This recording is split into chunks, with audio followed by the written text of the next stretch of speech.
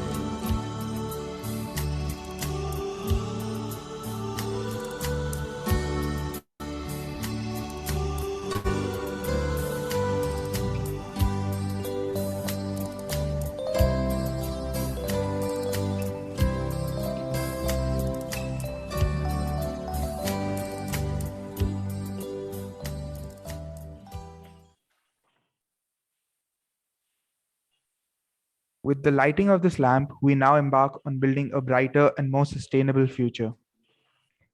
Before we begin the meeting, we would like to make some general announcements. The chat box has been enabled to encourage the exchange of ideas, agreements, observations, applauds, and conversations. Further, we also request you to introduce yourself in the chat section by typing in your name, institution, and if comfortable, your contact details. Please do add your institution's name along with your name as your display name. In case of any technical issues, please feel free to contact any of the meeting organizers. To begin this meet, I would now like to call upon Dr. Prme, faculty at SPJIMR and the current chair of Prme India chapter, to make the opening remarks. At SPJIMR, Dr. Chandrika leads the initiative at Center for Development of Corporate Citizenship, which is responsible for conducting social internships and activities that promote sustainability. She has a DPhil in Management Studies from the Said Business School, University of Oxford, and her research interests have been around disasters, environmental values, and sociology of violence. She is currently interested in cities as a space where citizenship and problem solving are worked out as everyday experiments. We invite ma'am to give her opening remarks about the PRME India chapter. Thank you, Shubhendu and Hrithik, and greetings and welcome everyone. It's wonderful to see you all here. Mete Mossing, Global Head of Prme, Deans and Director from several management schools, my colleagues from more than 67 institutions across India and abroad, Prime chapter chairs from different regions, students representing their institutions and community. You're, of course, the trustees of the future, the hope of the wider community having a conversation here today. The meeting today is addressing a theme that is critical for all of us, partnering to build sustainable futures. Today, and in this moment, and in this year, it is especially important, and I think each one of us will agree, to rethink the purpose of business and in turn engage with what values and learning management schools need to inculcate in their participants. As we face a number of mounting global, the ongoing pandemic, global climate change, systemic inequalities, there has been a somber realization that it cannot be business as usual. We cannot have healthy people on an unhealthy planet. The call for purpose has gone mainstream.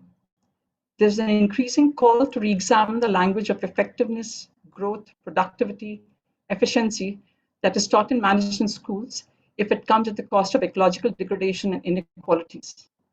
There's an emphasis to delink the two.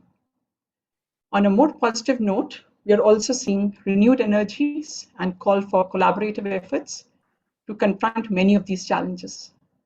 The momentum is coming from younger people, like many of the students sitting here in this part of the event today. Many business leaders, governments, social movements, and community organizations. Collaboratives are sprouting in various sectors in different shapes and sizes. We wish to harness that energy and become part of the solution to those problems. Collaborations and cooperations can radically change systems. And as Paul Polman argues in his new book, Net Positive, collaborations have a potential to tip outcomes in favor of more sustainable outcomes. A creating thinking approach is needed to tackle climate change and the systems driving it. And this is being increasingly being encouraged. For example, let's take an example of Partners for a New Economy, an international donor collaborative launched in 2015, backed by the likes of Ford Foundation and Oak Foundation. It pushes us to think creatively about how economic systems should look in order to generate positive environmental and societal outcomes. I would like to be a bit provocative here and ask and maybe propose that can Prime India community be one such collaborative effort that drives systemic change in management schools to engage and work out innovative models of collaboration that encourage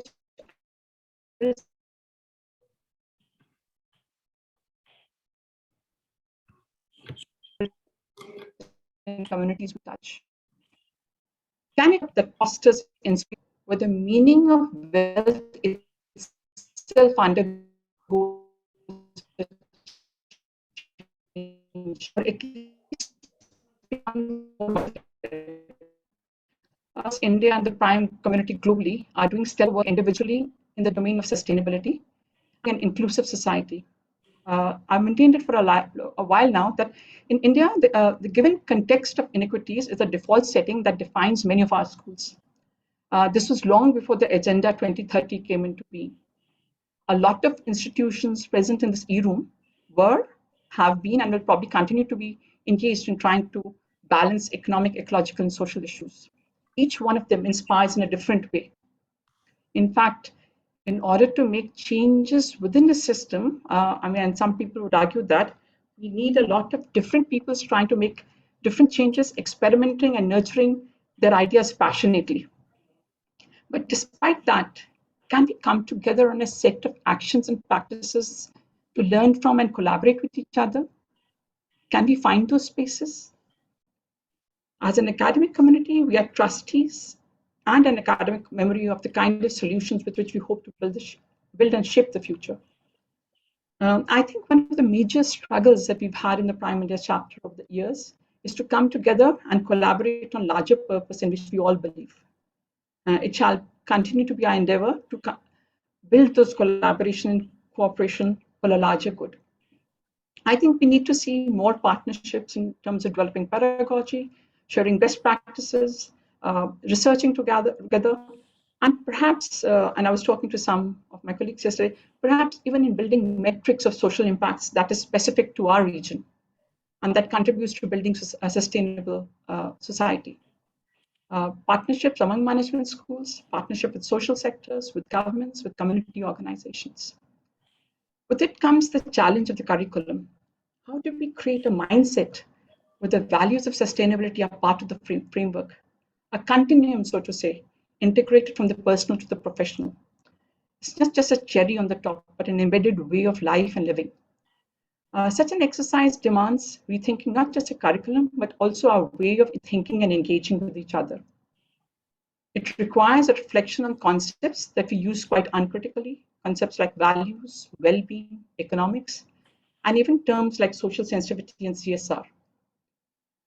We hope to address some of these things in the creative sessions that we have today.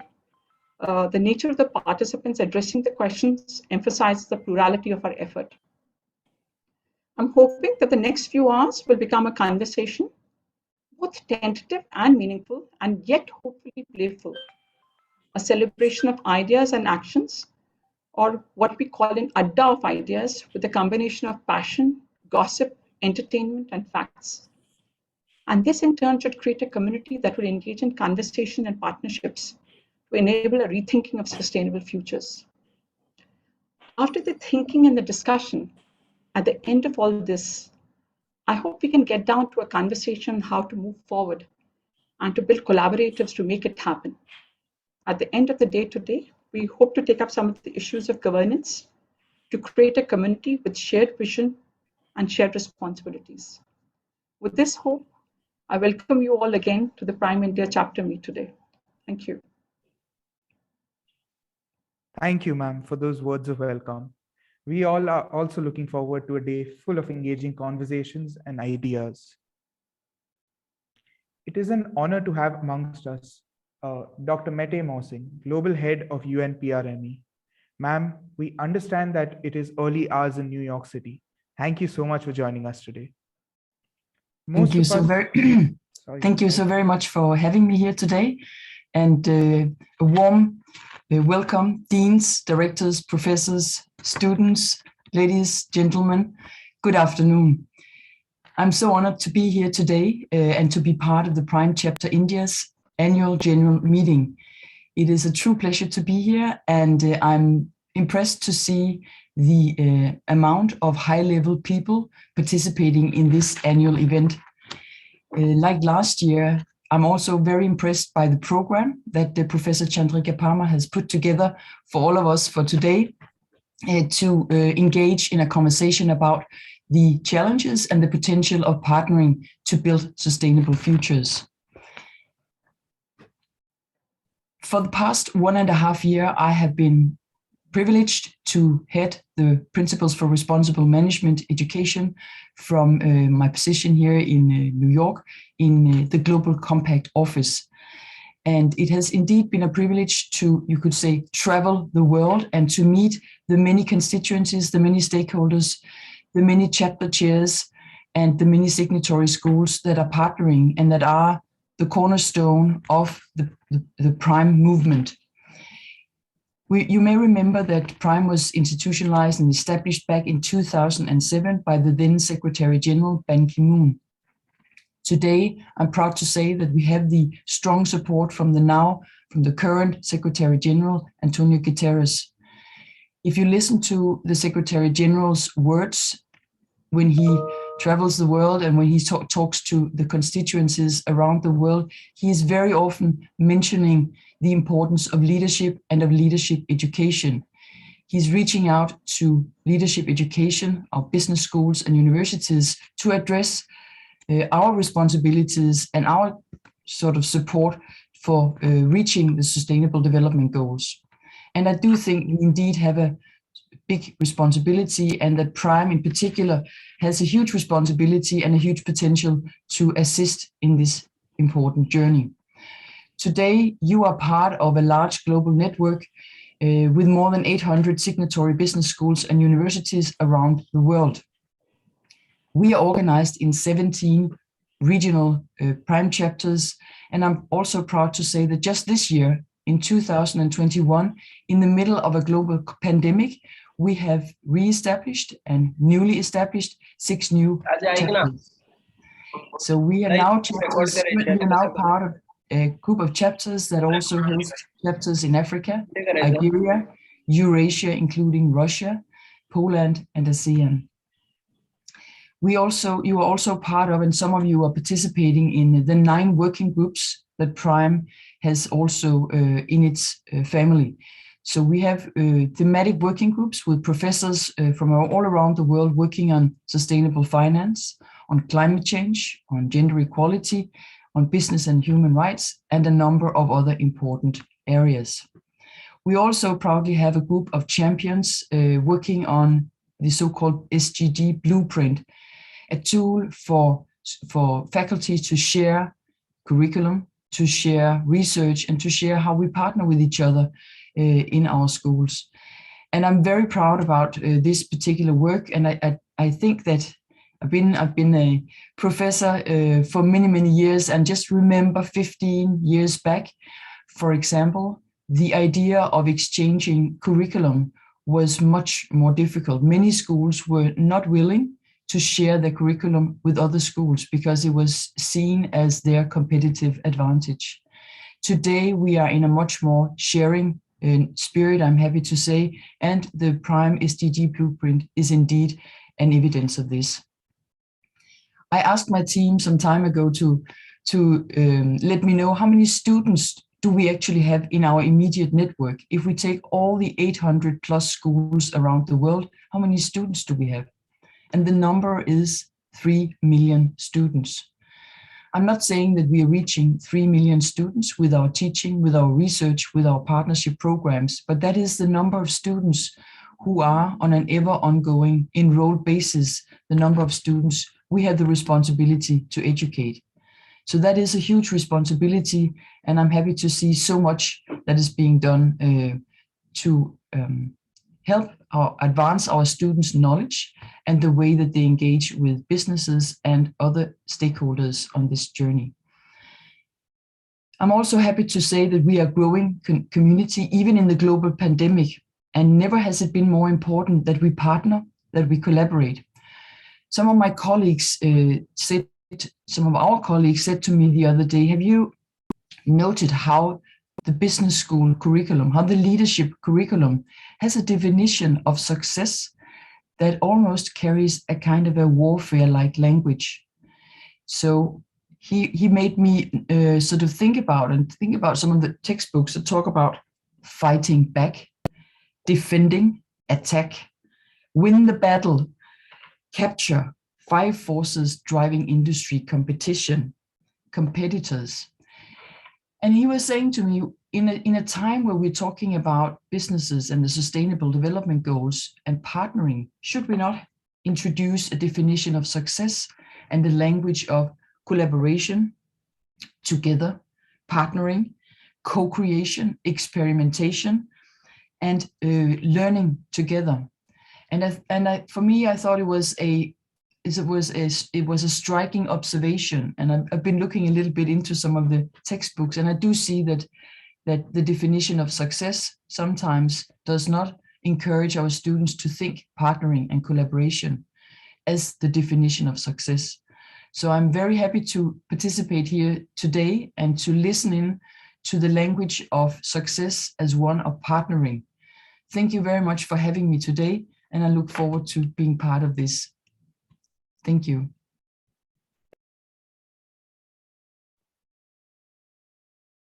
Thank you, ma'am, for elaborating on importance of SDGs and PRME and the challenges involved, and bringing to light how we have grown as a community and how the pandemic has made it even more important for us to collaborate and move along.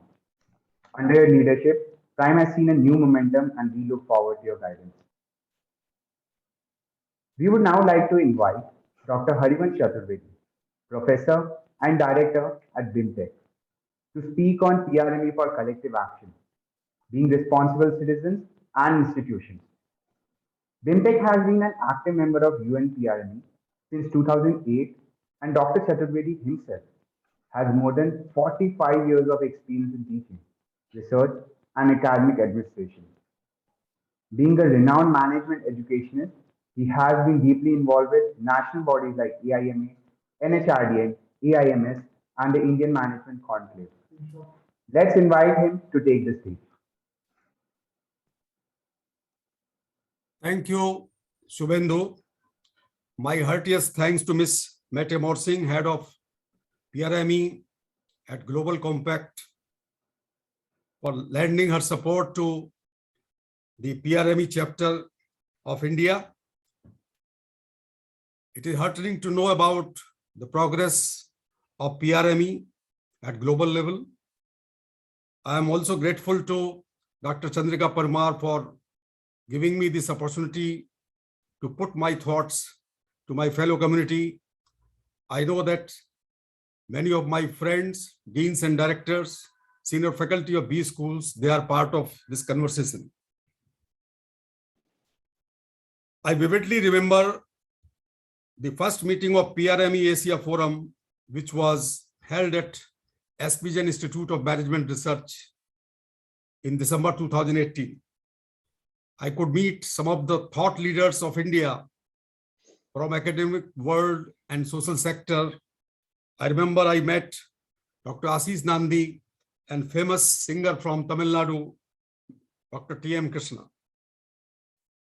Today, we are meeting after another meeting which was held in 2020, December 2020. Let us look back and think about what we have achieved during the last 4 years. What were our achievements and challenges during these years? We are all signatories to the PRME Charter, and we file our SIP reports every year. It shows our commitment to the 6 principles of responsible management education. Friends, as has been said by Dr. Parmar and Ms. Mette Morsing, we have passed through a challenging time in the history of humanity, particularly in the last 100 years or so. More than 5 million people have died and billions of people suffered severely.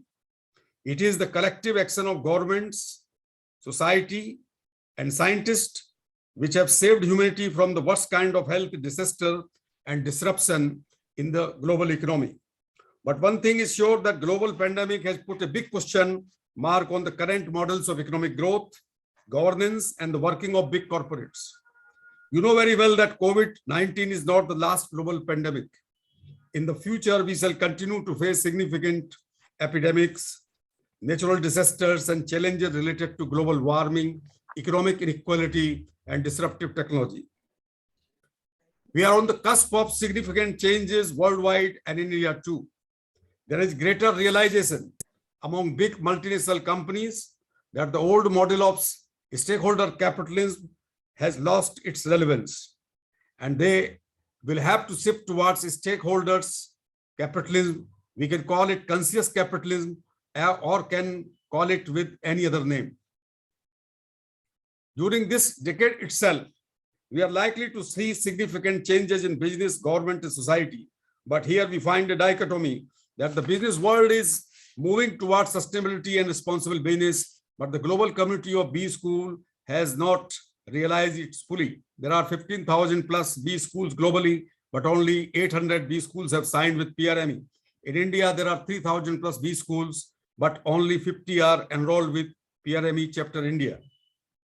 I think the 50 B schools that have signed with PRME in India can play a significant role as pioneers or vanguard for SDG movement and expanding PRME network. I want to propose a few points of action which can strengthen the PRME in India and facilitate a favorable climate in favor of responsible business and SDG. You know very well that for attaining 17 SDG goals, we are left with only 9 years. Time is running out. My proposed action plan has 7 points of action. Number 1, PRME has been working globally, but we should also develop an India-specific agenda and a strategic plan for at least 3 years. Number 2, we can raise the number of PRME members from the current 50 to 100 in the next 2 years. Is it possible? Yes, it is possible, but we will have to create value for this membership for top 100 schools which may like to work with PRME. We need to offer a package of values for these members. Number 3, can we have a better synergy between PRME and UN Global Compact Network of India, which is more than 700 PSUs and private companies in its fold? Number 4, there are networks of B schools in India, EPSI, AIMS. We need to work with them because their contacts with B school is more regular, and we can take their help to extend our membership network. Other bodies can also be helpful to strengthen PRMI, which Association of Indian Universities, National HRD Network, etc. Number 5, can we have an annual calendar of activities for PRME? Let us start with 4 roundtables and 1 yearly conference of PRMI India chapter. It is doable. Number 6, to create value for PRME members, we need to reach to Ministry of Education, NAC, NBA, NIRF, and the regulatory bodies in India to convince them that a weightage should be given to PRMI related activities in deciding the accreditation, ranking, and autonomy status of these schools. Last, 7th point for action is many B schools in India teach courses like sustainability, CSR, responsible business, and ethics. However, still these courses are on the margin of MBA curriculum and are not very popular among students. Can we do something to mainstream sustainability in the MBA curriculum? When I look back in the history of our country and search for roots of responsible business, society, government, and science, I have a quote from Mahatma Gandhi, who has talked about 7 social sins. He has given this list of 7 social sins in 1925 and reiterated before his death. These 7 sins are: number 1, politics without principles; wealth without work; pleasure without conscience; knowledge without character; commerce without morality; science without humanity; and worship without sacrifice. Mahatma Gandhi has given a principle of trusteeship for Indian corporates while addressing AGM of FICCI on April 7th, 1931. His ideas will always help us in achieving SDGs and promoting the agenda of Prme in India and in the whole world. Thank you.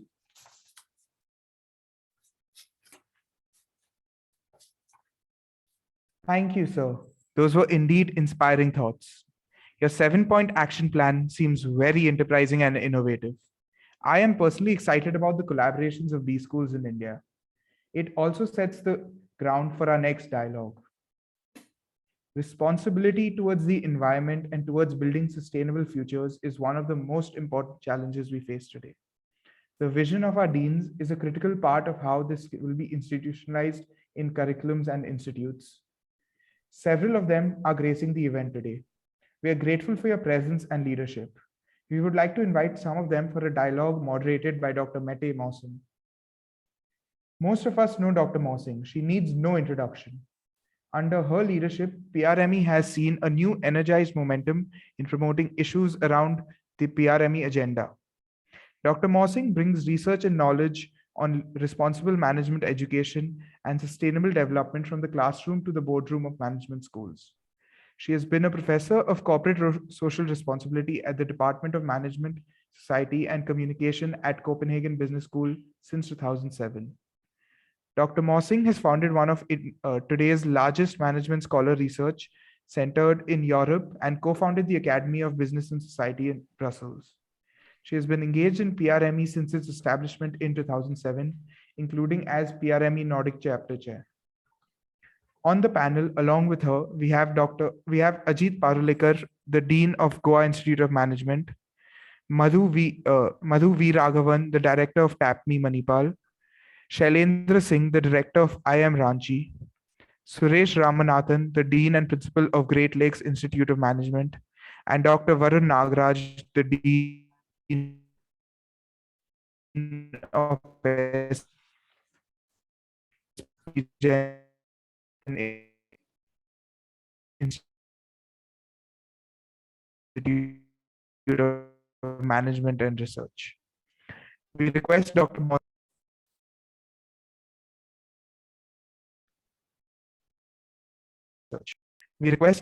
to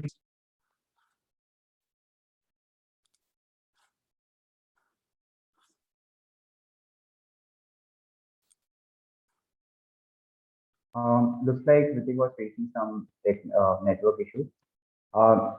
We would like to request Dr. Mehte to initiate the panel discussion by introducing all the people.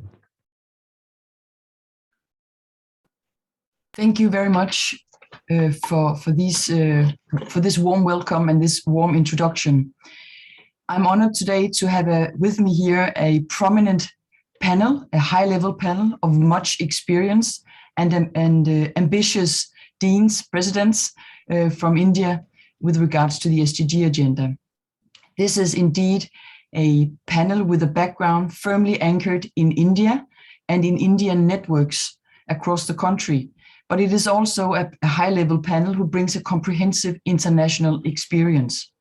So please let me first introduce briefly to you Dr. Ajit Parulekar, Director from the Goa Institute of Management.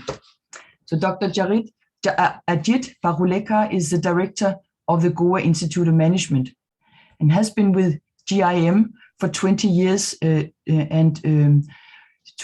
prior to which he worked in the pharmaceutical industry in brand management. And indeed, Goa Institute of Management is a long-standing supporter of all the work that we do in Prime. Dr. Ajit Parulekar did his bachelor in pharmacy from Goa College of Pharmacy, as a master degree from the LM College of Pharmacy, and an MBA from Mumbai, and also a Master of Science in Health Economics as well as a PhD in marketing from the University of Prme. So indeed, much experience from a variety of disciplines and from Indian as well as international learnings and research. So a warm welcome to you. The second Dean and Director that is on the distinguished panel here today is Dr. Madhu Virarara Gavan. So Professor Madhu Virarara Gavan is the Director of TA Management Institute. And he also holds the position of TA Pi Chair Professor of Finance and a doctorate in finance with almost 20 years of experience. And I understand believes the business school should work for outcomes that support the mission of the school. Professor Viraragavan has published over 50 papers in international journals and of course with a particular focus on finance. And he has won many awards for his work in both national and international conferences. And importantly, he is ranked the 98th in the world of the Prme University 2020 accounting rankings. Warm welcome to you, Dr. Madhu Virarara Gavan. With me here today, I also have Shailendra Singh, the director of the IIM Ranchi. Professor Shailendra Singh is a director and professor of organizational behavior at the Indian Institute of Management, Ranchi. And before this, he was a professor and dean research at IIM Lucknow, and comes with a particular research background in organizational behavior, human resource management, personnel management, and industrial relations, recruitment and selection, and has been teaching this to postgraduate students for many years. With a background in psychology from the University of Allahabad and a PhD from the Indian Institute of Technology in Kanpur, India. Dr. Singh is interested in improving and enhancing the effectiveness of individual and organizational systems with a keen interest in particular in emotional intelligence. One of the issues that I think is, and I can see, is really becoming of importance in our area of sustainable development. Warm welcome to you on this panel, Dr. Shailendra Singh. My next panelist here, I'm honored to introduce Suresh Ramanathan, Dean and Principal, the Great Lakes Institute of Management, Chennai. Dr. Suresh Ramanathan is the Dean and Principal of the Great Lakes Institute of Management, and prior to joining the Great Lakes, Dr. Suresh was an Associate Professor of Marketing at the prestigious University of Chicago Booth School of Business for a number of years, and a Professor of Marketing for many years in another American institution, namely the Mays Business School at Texas University, and holding the David Norcom Endowed Professorship. Suresh joined the world of academia in 1997 after spending 10 years in industry in India, and received his PhD from New York University Stern School of Business about 20 years ago, and also comes with a Bachelor Tech in Chemical Engineering from the Institute of Technology in Delhi, and an MBA from the Indian Institute of Management, Calcutta. Again, I'm impressed by the vast background that this distinguished panel of deans hold here today, and I'm also happy to sort of see the engagement in industry that is also brought on board to this panel, and I hope we can also leverage on that in our discussion as we go. So a warm welcome to you, Suresh Ramanathan, on this distinguished panel. Finally, I have here with me Varun Nagarai from the Dean at SPJIMR. And we had the pleasure to meet each other not so long ago, Dr. Varun Nagarai. So you hold a 30-year career in product innovation in Boston and Silicon Valley. And you have also been the CEO and held other executive leadership roles on several venture-funded startups and public companies, developing communications and AI products. You also were a partner in the PRTM Management Consulting, now part of PwC, and working with Fortune 1000 companies on their organizational innovation initiatives. And now you bring recently this expertise to SPJIMR. You have a bachelor in electrical engineering from the Indian Institute of Technology, Mumbai, and a master in computer engineering from North Carolina State University, and an MBA from Boston University, as well as a PhD from Case Western Reserve University's Weatherhood School of Management.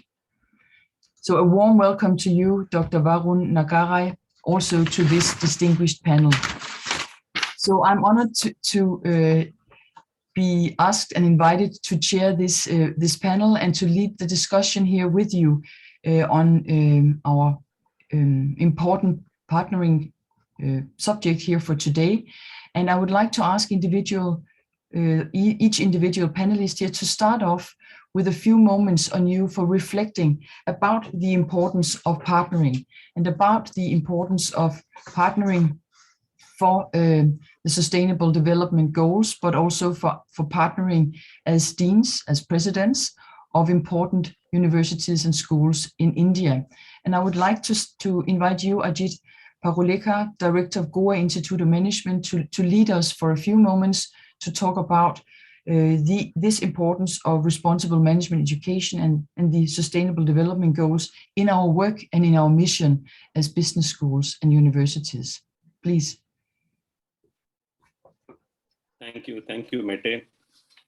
I like when you started off, your inaugural address by talking about how business schools talk a lot about competition and the five forces and attack and defense and stuff like that. And there are places you got to dig a little bit, deeper and get into the middle pages of books on strategy to look at things like collaboration and partnerships and stuff like that.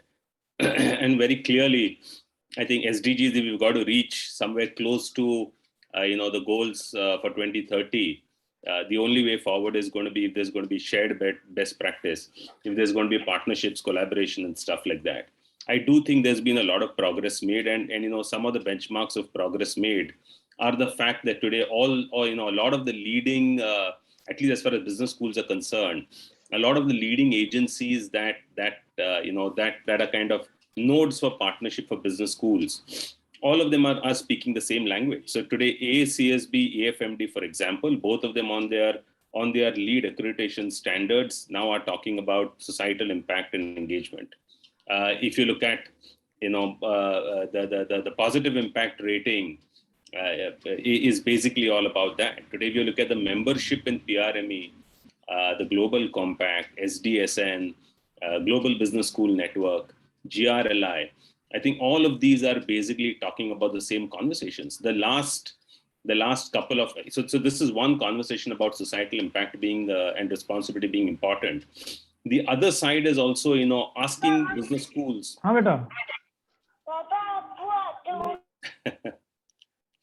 Yeah, also asking business schools about, the last two physical conferences that I've attended of AACSB for deans and directors, as well as EFMD for deans and directors, and and GBSN. In all three of them, they were talking about what's the impact. So I think these are two parallel things that are happening. Whilst we're talking about society and responsibility and sustainability, we're also looking at better methods for measurement. And when we're doing this, I think the only way forward is really through different kinds of partnerships. I'm glad that PRME has been, and when I say PRME, I see PRME has been a culmination of a lot of other organizations. I know something like 18 or 20 years back, a lot of people today who are involved and active in PRME are people who are active with the Aspen network, giving voice to values, and so many other organizations that were talking about different aspects of responsible management. And today I find that the same forces, the same set of people who are very passionate about this, they've been able to anchor newer, bigger, larger organizations. And today I'm glad to see that leadership of these organizations are active members of this particular movement. I'm glad to see that there are so many deans here but it's also true that many of these faces are common. So SPJIMR and IIM Bangalore and Prme and BIMTech and all of us have been XLR, XIM, all of us have been this journey together. I think it's important for us to have a lot more schools. As Dr. Chaturvedi said, we have to take this number from 50 in India to at least a couple of hundred numbers that should be an active part of PRME. That's the only way that we'll be able to bring about impact directly from the schools. Of course, the fact that this is entering our curriculum, the way that we really work is the multiplier effect is through students. So if you find that every new school that joins in, it just means that there's a potential of impacting at least 500 more students, and through 500 students, a couple of hundred organizations. And I think that's really advantage, a unique advantage that business schools have, because you're looking at impacting future leadership. I thought those are my kind of introductory comments. I'm just sorry, I'm just towards the end of just recovering from a bad throat infection. So I'll speak a little bit lesser too. Thanks. Thank you, Mehdi. Thank you so very much, Dr. Ajit Pavleka, for these introductory remarks. And I think that your voice comes very clearly through. So thank you very much for these introductory remarks. Please, can I invite Dr. Madhu Veeraraghavan as our next speaker? Please. Thank you, Metin. Thank you, Ajit. I hope you get well soon. And Varun, congratulations on your appointment as the Dean at SPJIMR. So it's wonderful to see you. So Mehdi, thank you for the kind introduction. It's a very long surname, so maybe it's easier for you to keep it to Madhu. Such a tongue twister South Indian names that we have. Well, on the topic, I thought I'll first quickly begin on the opening remarks about how we operate as an internationally accredited school. So I will echo some of the comments that Ajit made. So we are both an ASEAN school, and we're now going for the EQUIS. And fundamentally, we've always believed that sustainability is mainstream. We have always had a concern for natural environment. And we've always ensured that we embed these across institutions. So not only just at faculty, but looking at faculty, staff, all associated allies, past, present alumni. So we're trying to bring in at all levels. Now, in the last 5 to 6 years, we made a very serious concerted effort to bring in sustainability as a mainstream, not just as one course, a bit here and a bit there.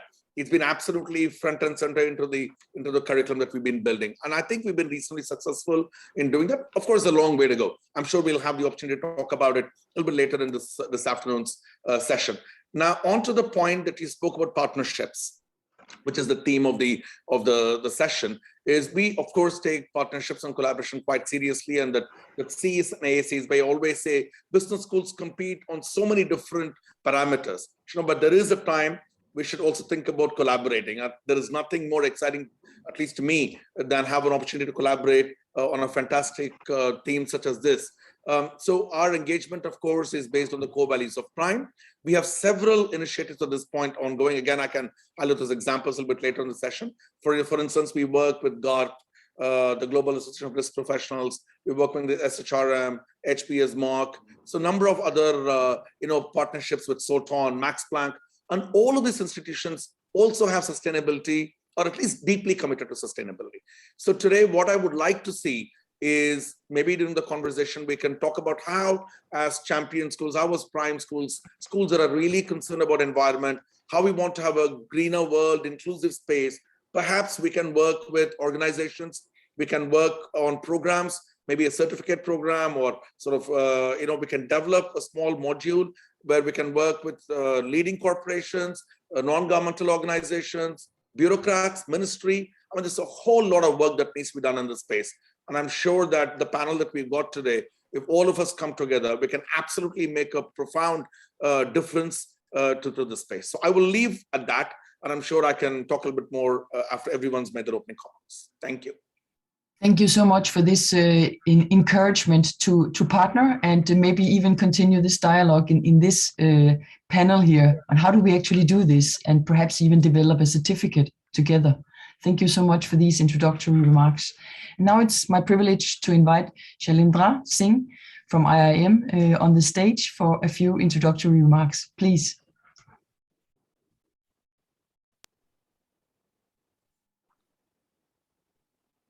Mute.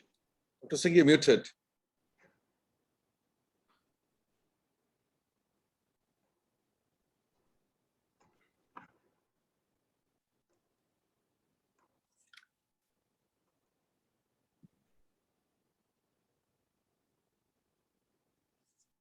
You are still muted. I think you were unmuted just for a moment there. Yes, that's it. Oh, no.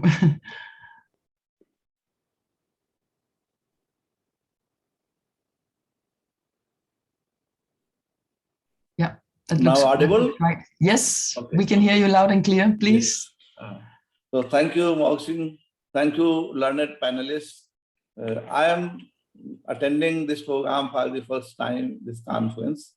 I joined Prme in 2017 as I joined IIM Ranchi.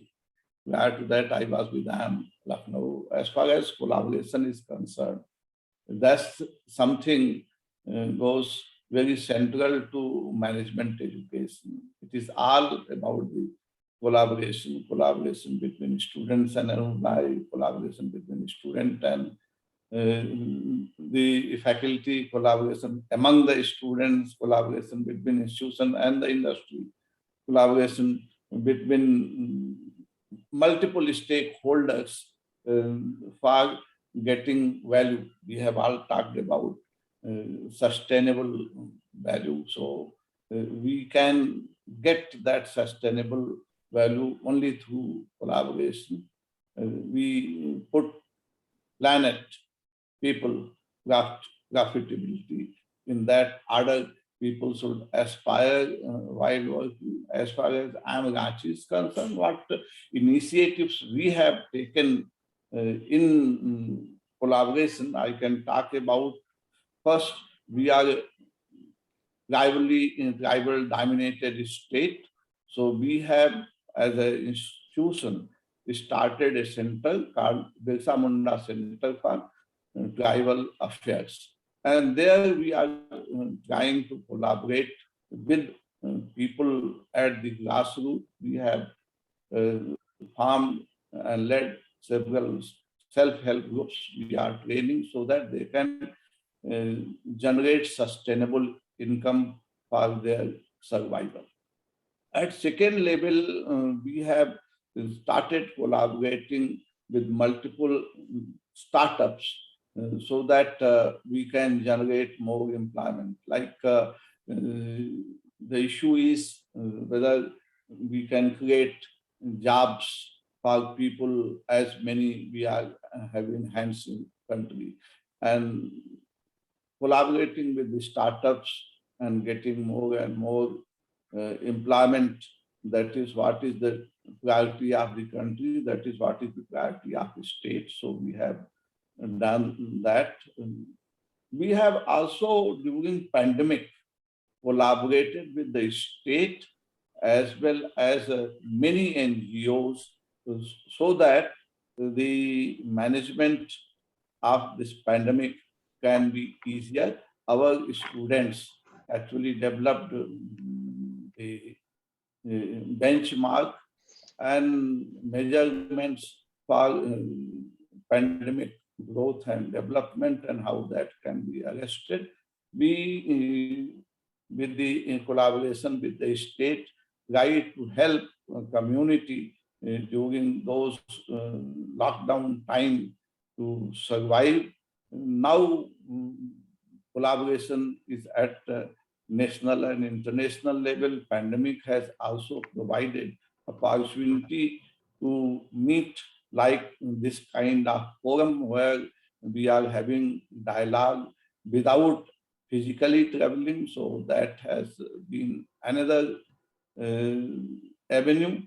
We feel that to be sustainable, we have to collaborate a lot and develop multi-pronged strategies. Some of them what we have done, plantation drive and drive to reduce the food wastage among hostel students, drive to use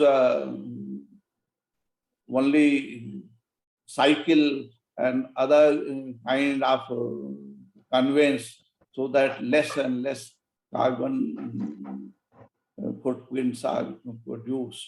So some of these initiatives we have taken at a smaller level, and in collaboration for international acquisition. We are a young institution of 12 years old, so we have started now collaborating and getting the messages from AACSB and EFMD, AMBA, so that we can be part of that larger stream. So these are my initial comments. Collaboration is essential for sustainability. That is one line message that I would like to give. I'll start here. Thank you. Thank you very much, Shailendra Singh, for these introductory remarks and for giving us some examples of how you've worked with partnering with a variety of stakeholders in your institution. Thank you very much for this. And now it's my pleasure to introduce Dean Suresh Ramanathan from the Great Lakes of Chennai for a few introductory remarks. Please. Thank you, Mete. Having seen a lot of rain in Chennai, I think it is very apt that, the Great Lakes of Chennai, considering the amount of waterlogging that we see here. But jokes apart, I think it has been, I'm delighted to be part of this panel and to participate in this in the context of, the objectives that we are setting forth. And so first of all, I wanted to echo what the other members of the panel have talked about, namely that collaboration is absolutely vital. Collaboration is or has to be part of our DNA in terms of how we can go about achieving these goals. Certainly the mandates imposed by AACSB or EFMD, I think are an important step in the right direction that creates the pressure, if you will, from outside for us to take on these initiatives. But I think equally there is a lot that needs to be done from the perspective of intrinsically being motivated enough for all of us to collaborate. And I think this it was rightly pointed out that there is much more emphasis on competition and much less emphasis on collaboration. And I think that is vital. And I wanted to therefore outline 3 areas of collaboration. Number one, in terms of student exchanges across institutions, PRME institutions, where if each institution has got its own set of PRME related projects, maybe we can have 1 week or 2 week kind of sessions where students from other institutions can participate, and in that process they can widen their perspectives on and get exposure to a variety of different initiatives, and that can be carried forward. I believe that I think will help create a culture that permeates across all business schools and across all students, who are part of the community, and creates a critical mass of students, if you will. So that is an idea that I had. A second thought that I had was related to knowledge that can be shared in terms of what works and what doesn't work. And here I believe there is a lot of importance that needs to be placed on research related to the goals that we are setting forth. So can we set up a research dialogue on sustainable practice, or on green energy or things like that, where we can actually start working on projects together, research projects together, and exchange thoughts on what works and what doesn't work, and maybe publish case studies and so on, and maybe there can be some kind of a repository of that knowledge that can be shared with everybody.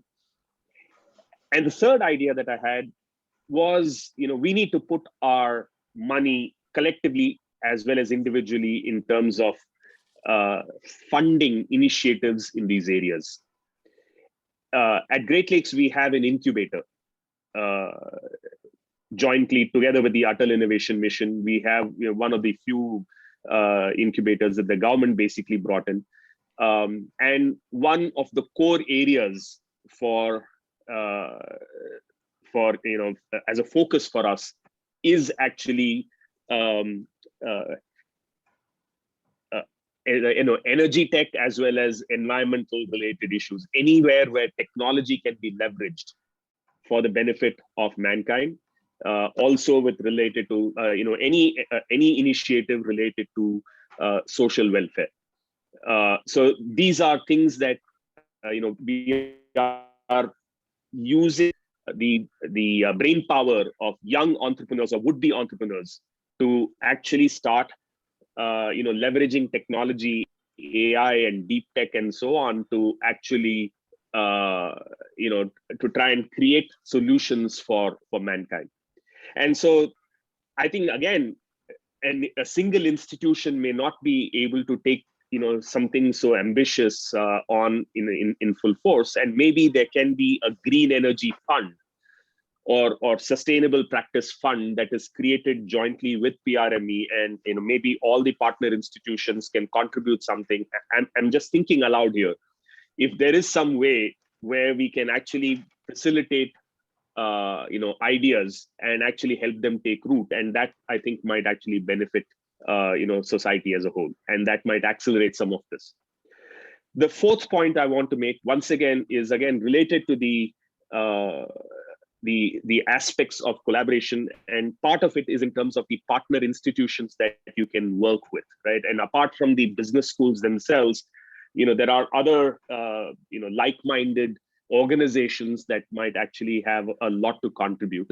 Certainly, organizations such as the Rotary Club, of which I'm a member, can actually partner with us. I'm sure we can find initiatives or fund initiatives where CSR funds can be devoted to some of these things, and they have the reach to be able to talk to these institutions, to these organizations, and maybe that is another avenue that we can bring on board, talking about initiatives that we can take locally as well as nationally. So those are some of my opening thoughts.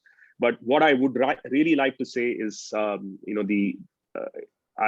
definitely embrace this idea of collaboration. I think it is vital for all of us to be talking that language, particularly in these times, and particularly given the kind of the time pressure that we face towards the 2030 goals.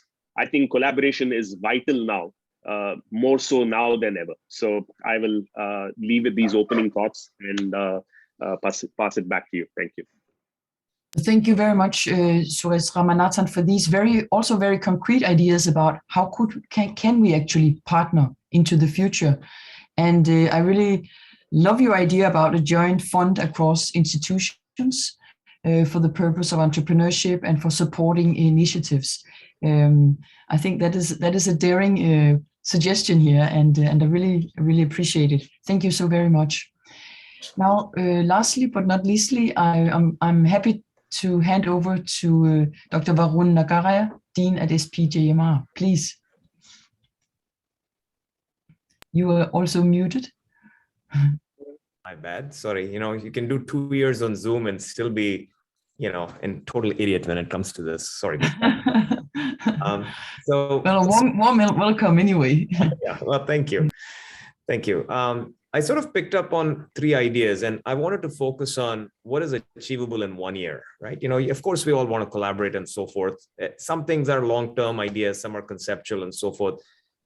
Given my background, I look for, okay, what can be accomplished in 365 days? So I think there were 3 ideas that were suggested that I would like to sort of elaborate and suggest how these things could actually be completed in 1 year.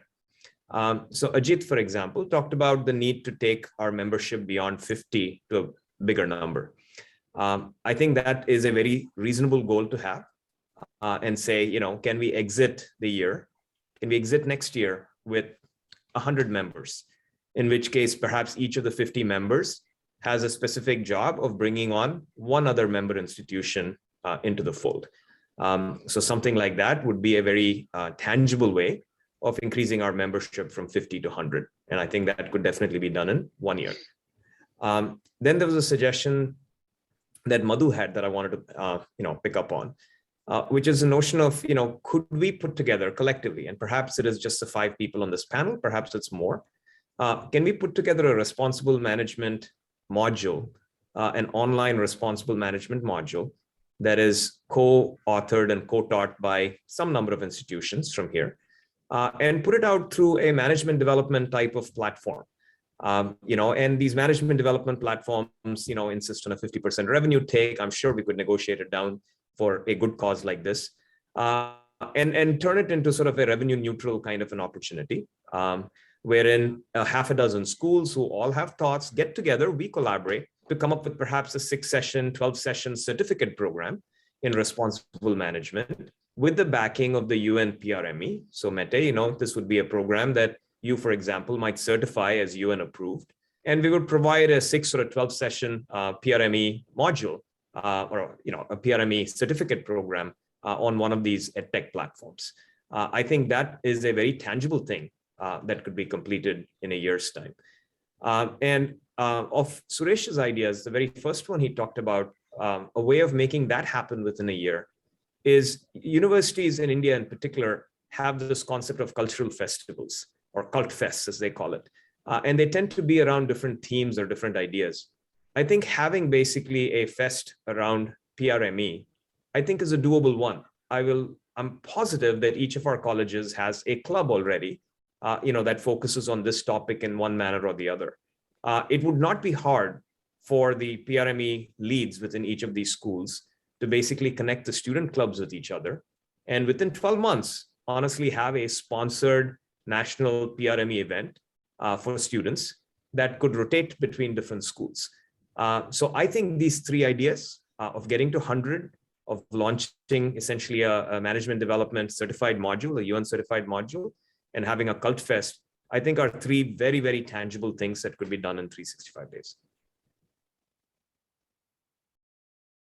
No, thank you very much, Varun Nagarai, for these also very concrete ideas for how we could work together, how we could perhaps even dream of having a Prime certificate across schools, not just within, but actually across schools, very much in the spirit of this conference. And I would, of course, love to support such a beautiful initiative across Indian schools. I think that holds a lot of potential, and I think that students, not least, would appreciate this dearly. You may have followed the last year's development in Prime from the global perspective, where we have just launched PGS, Prime Global Students, and we have now a steering committee of 8 students from all continents, and we also have a student from India being part of this steering committee. And this student organization is actually there to create a global infrastructure for our students to collaborate across schools, across regions, across the world. And these students are very excited and doing a wonderful job, as we know. You have talked here across the panel, some about our students, but also some about the social impact that is very much also in the language of the accreditation bodies, of your own discussions about what are we here for. And I would like to sort of just take a round again, and back to you, Ajit, about the importance of the social impact that the responsibility we have as schools of social impact. And of course, AACSB is one of the accreditation agencies that you have mentioned here today that are encouraging us to account for our social impact. And I would like to invite you, Ajit Pawalekar, to talk a little bit about the social impact related, of course, also to the theme of today about partnering, but some of the experiences that you have had with social impact and how you go about engaging to social impact. Please. Yeah, so I think till something like 5 years back, maybe even more recent than that, institutions were looking at really what are the kind of inputs and what are the outputs, not even outcomes. So looking at the number of institutions you worked with, number of communities you worked with, number of NGOs you worked with, number of research papers. And I think the conversations today are looking at therefore what. Yeah, so I think those conversations, because they're having in multiple different kind of forums, I think that's pushing institutions to be able to to develop sound mechanisms, and we're still not there, but at least try and develop the sound mechanisms so that you can look at, therefore, what is the end result, right? So whatever we are doing, what's therefore the final impact is happening. So when I look at really impact, I think that there are multiple places that we look at impact. So one way of looking at impact, of course, so all your activities that you do, you look at the different kinds of impact you want to create, including one of them is societal impact, right? And in societal impact, a business school, of course, creates societal impact through wealth creation, through kind of supporting industry growth, through job creation, and therefore that I think continues to be one large place where there is societal impact. In addition to that, when you look at societal impact, that's only one part, right? But in addition to that, there are so many other parts which I think most of our SDGs are able to give you at least kind of a framework to look at variety of different ways in which, when you're preparing leaders, different ways in which that societal impact can be achieved. So let me just take a couple of things, or let me just take climate change, for example. I think it's important for us to be able to today there are fewer and fewer people who are really saying, is climate change really happening? I like Suresh just talking about the Great Lakes of Chennai. I think climate change is so omnipresent today. I don't think that needs to be established. But what can we do about it? And what is the role that each individual can put forth in working with this is something that you can do for these leaders of tomorrow. So one way is the way you run in your own campuses, and therefore when you run your own campuses, showcasing what you do on your own campuses in terms of water management, water conservation, energy conservation, moving to renewable energy sources, to small little things by which you can contribute towards more responsible consumption, towards the way how your waste, how you reduce generation of waste, how you treat materials better in terms of the more biodegradable substances being promoted versus the ones that are less biodegradable not being promoted much. And the important part is not about having these practices on campus, but showcasing them, right? And when you say showcasing them, one way of showcasing is to your own students. The other thing is really build case studies, build best practice, build data, and then see if that can be replicated by a lot of other places. So today I see a lot of places where we've been able to learn just by having conversation with others on what's happening elsewhere. For example, a couple of years back, not even a couple of years back, I think a year and a half back, Hobbs School, and today I can see Hobbs School there. Hobbs School, talked about the SDG dashboard, and that SDG dashboard made a lot of sense. And Hobbs School made an open, invitation. Those who want to collaborate and find this out, go ahead and do it. So the moment I came back, I told Divya from our Center for Social Responsibility, Center for Social Sensitivity and Action, to reach out to Hobbs School. And a little over a year back, now we have incorporated the SDG dashboard, and I'm glad to see that us at Prme India are trying to make some modification in that so that it gets rolled out to many more institutions in India.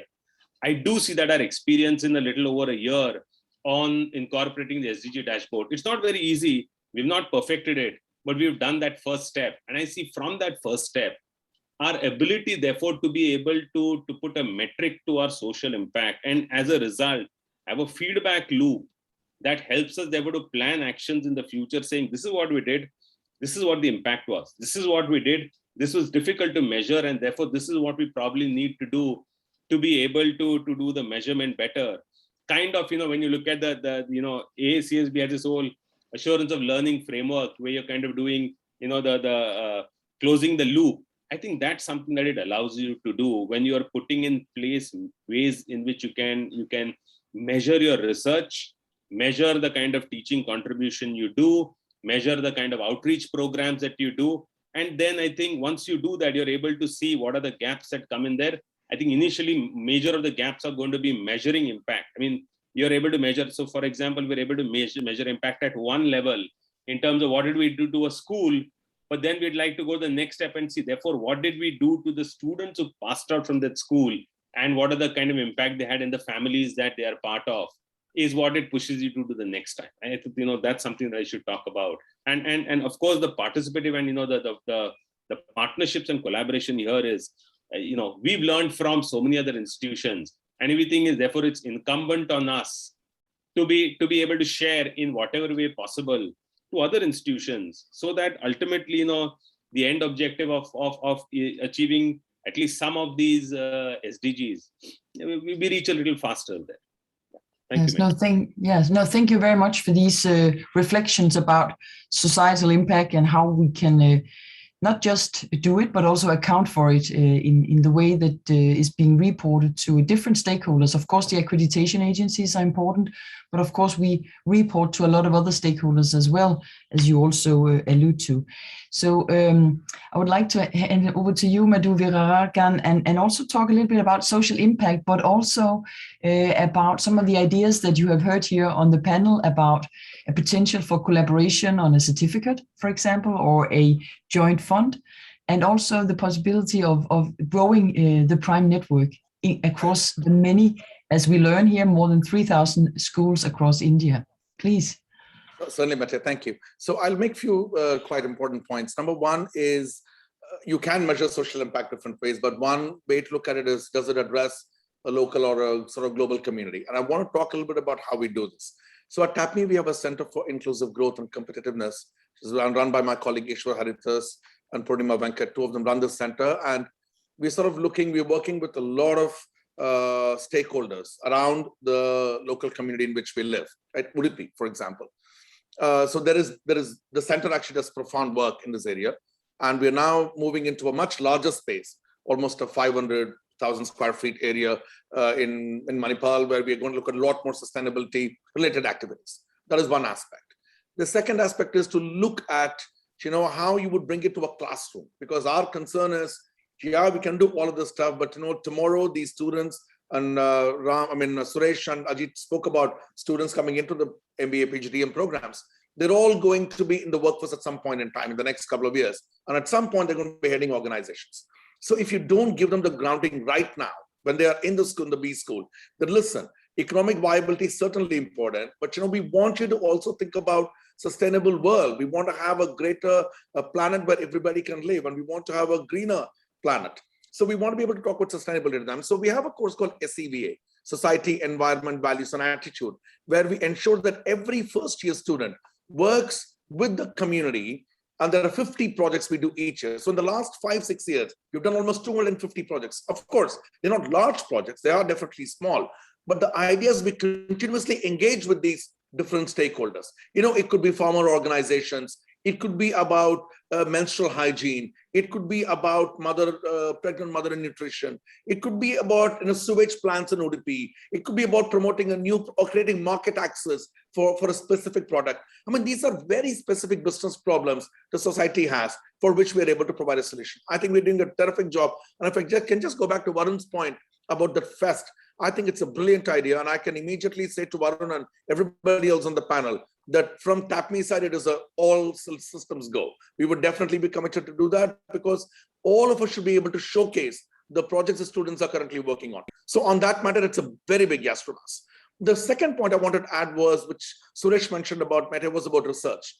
Now, what is currently happening in research, and I'm also a culprit, so I will take the blame immediately, is that we tend to value and recognize a very strong academic research publications on accounting review, Journal of Finance, Journal of Marketing. Certainly we do that. And I'm a very big culprit of the same system.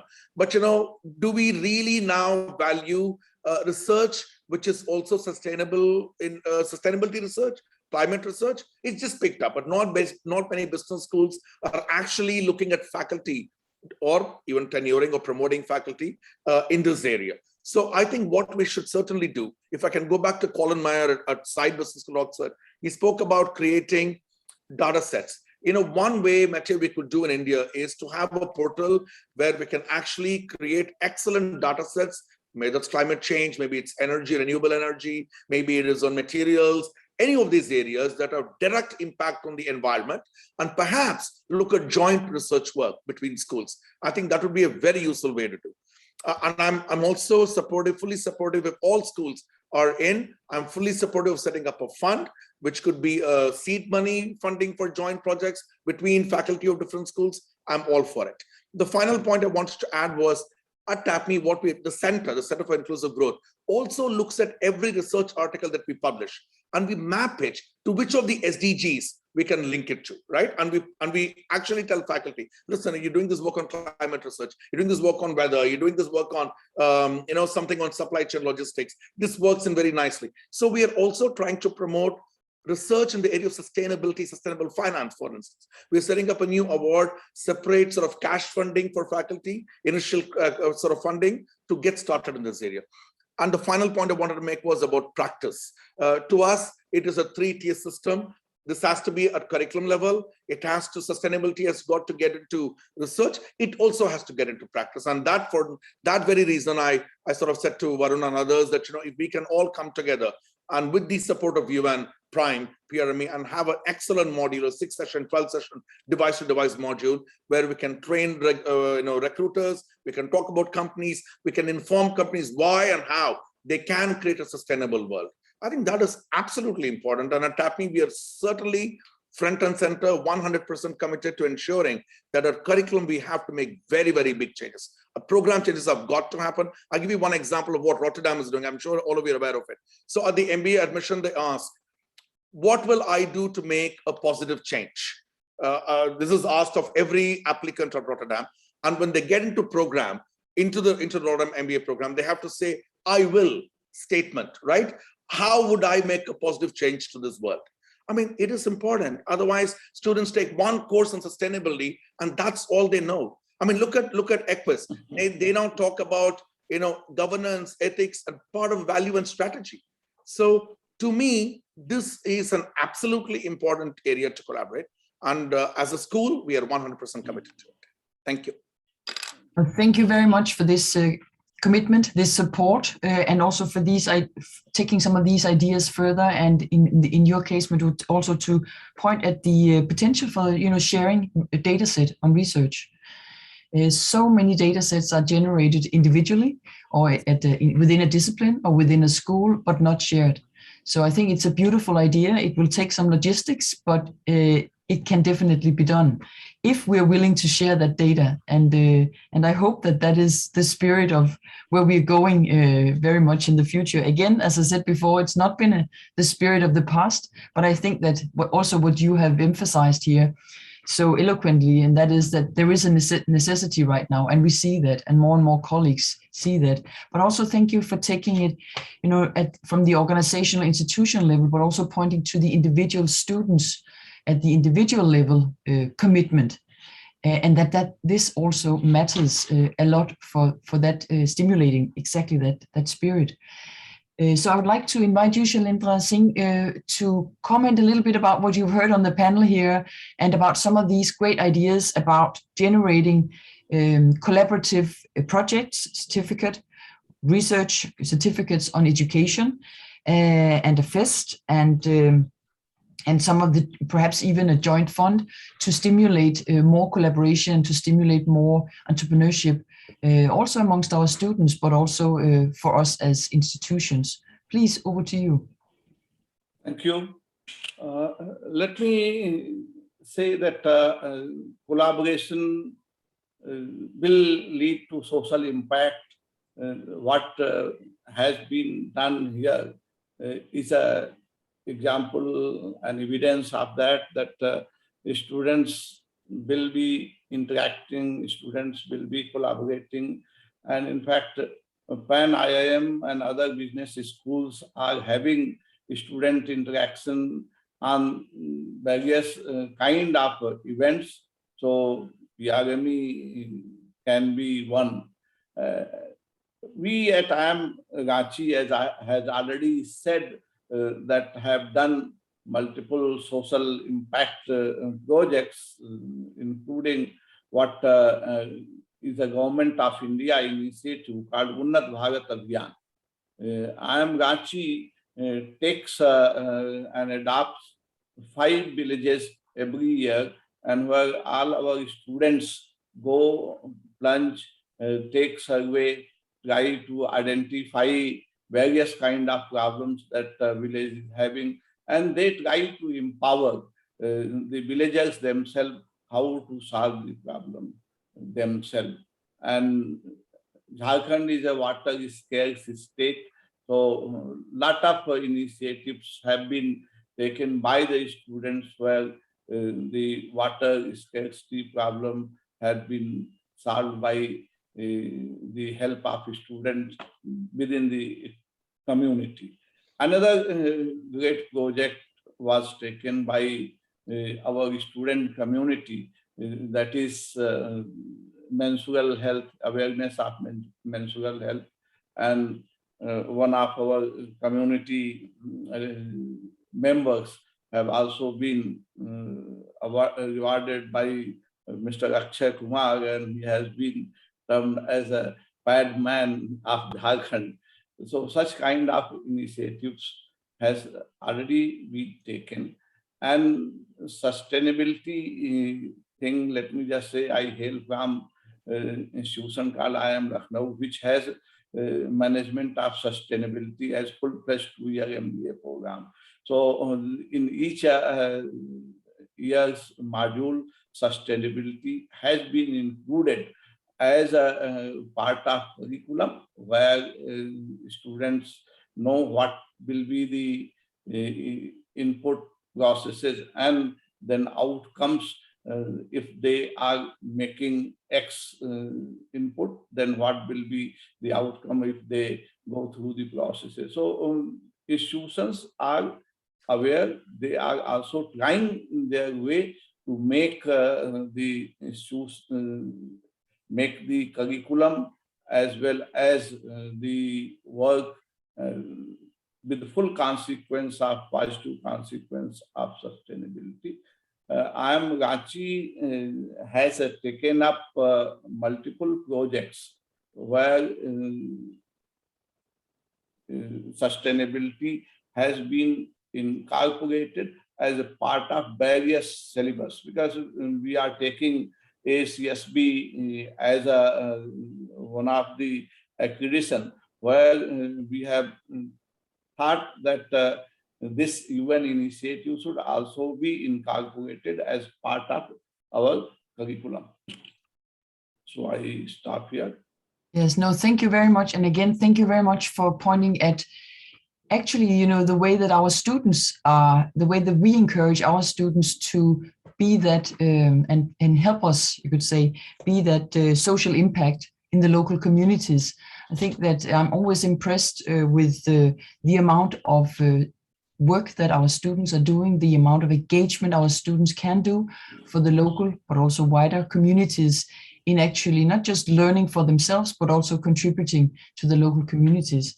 And of course, that is something that is not happening in all schools around the world, but I think I've seen some very inspiring examples from Indian schools on how this can actually happen in real practical reality. This is also something that I will be discussing in about a month from now in Davos, where we will be launching a new partnership with Prme and AACSB, I'm happy to say, on exactly social impact and how we, as you will know, because you are also as Prme schools producing every second year, the wonderful Prme SIP reports, sharing information on progress. And that report, I think, is an underexplored gem. It holds so much information about what our schools, what our universities are doing, but we're not good enough at sharing that information. So this is part of what we'll be discussing with AACSB, how that information can also be helpful to account for schools and universities' social impact when they are responding, for example, to the Societal Impact Standard 9 for AACSB, but of course also, as been mentioned here on the panel, when EQUIS and the other accreditation agencies are asking us to account for that. The SIP report could be, and is already for many schools, but it could be much more used for not just reporting, but also sharing information across our schools. And I would like to hand over to you, Suresh Ramanathan, to talk a little bit and so chip in here to what you've heard on the panel and some of the great and bold ideas of how actually this group of deans, but also more deans here in the conversation today, could join forces and create some concrete collaborative practices. Please, over to you. Thank you, Mette. So once again, I wanted to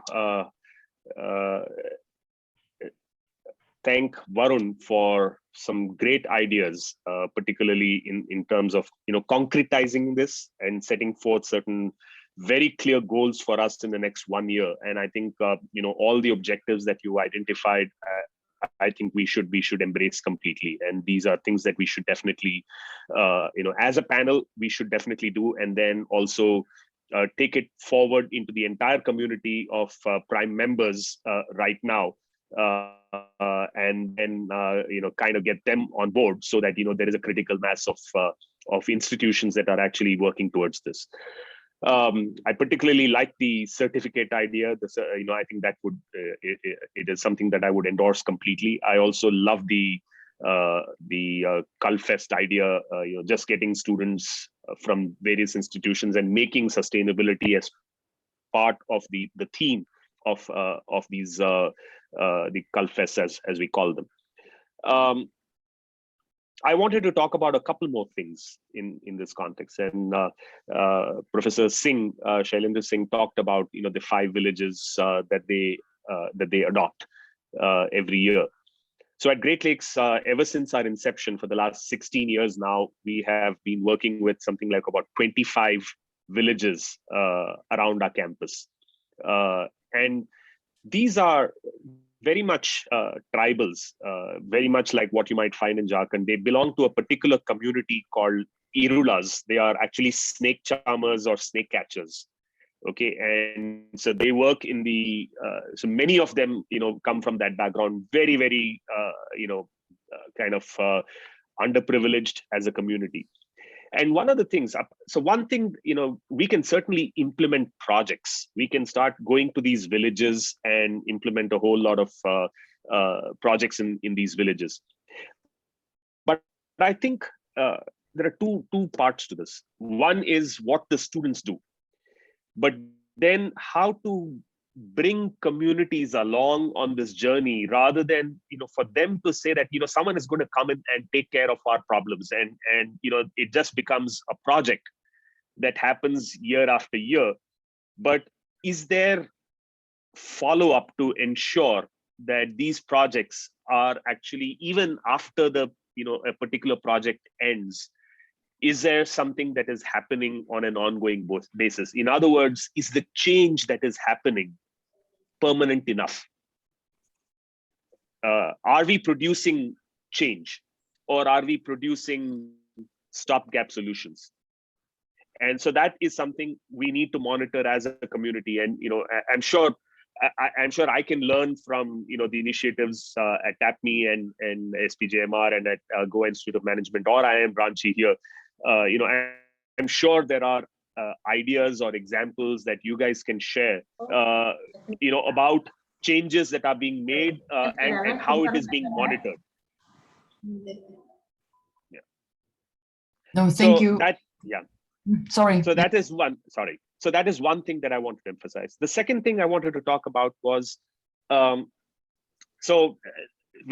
this program that we have, it's called Karma Yoga. Okay, Karma Yoga is basically saying that it should be part of your duty as a student to actually try to benefit society as a whole, right? So that is inbuilt into our curriculum. And the students actually come in. It is part of their curriculum for one term, but many of them continue to work with these villages even after the compulsory part of it is taken away, right? So they go back to those villages and they continue. More than about 40-50% of our students actually go back to those villages and work on these projects because of the passion. And many of our alumni actually say, can we continue to do something for them? It's ingrained in them.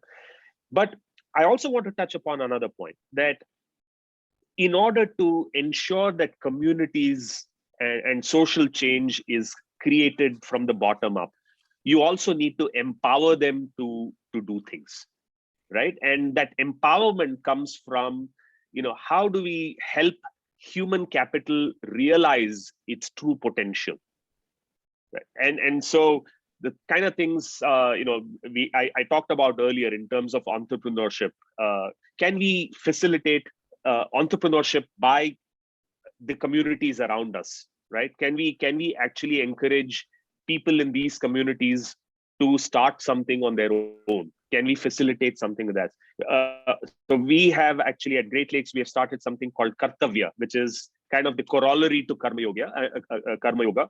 Kartavya is all about ensuring that any kind of entrepreneurial ideas that may come from these communities or in collaboration with our students, that they can partner with some of these members of the community and try to create some new ventures, right? And so these are some of the ideas that I wanted to touch upon.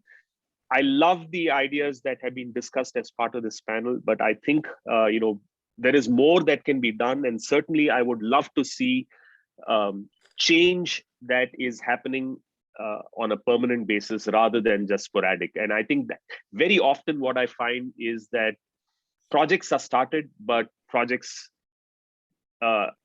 exist only as long as there is momentum. And how do we sustain it? How do we ensure that there is momentum that continues to be maintained behind these ideas is something that I would probably encourage all of us to think about. No, thank you very much for emphasizing the need for institutionalized change rather than, you could say, superficial, one standalone initiatives that we can, of course, be proud of, but that does not create that long-lasting change that you're talking about here. I would like to hand over to you, Varun, for comments back to your fellow panelists here, your fellow deans here today, what you've heard about the need for institutional change, the need for student exchanges, and also the certificate idea that you yourself was also promoting here. Please, over to you. No, it's nice, in a nice collaborative way to try and identify things that we can collectively do to further the cause. So that's very heartening. Just take a little bit of a tangent. I actually want to put sort of one challenge I recently had on the table, because perhaps you've had it as well. And I think it points to the need for a tool, perhaps, that we could all benefit from. We were in a situation where we were looking at the social entrepreneurship or the social ventures that our alumni have created over the years.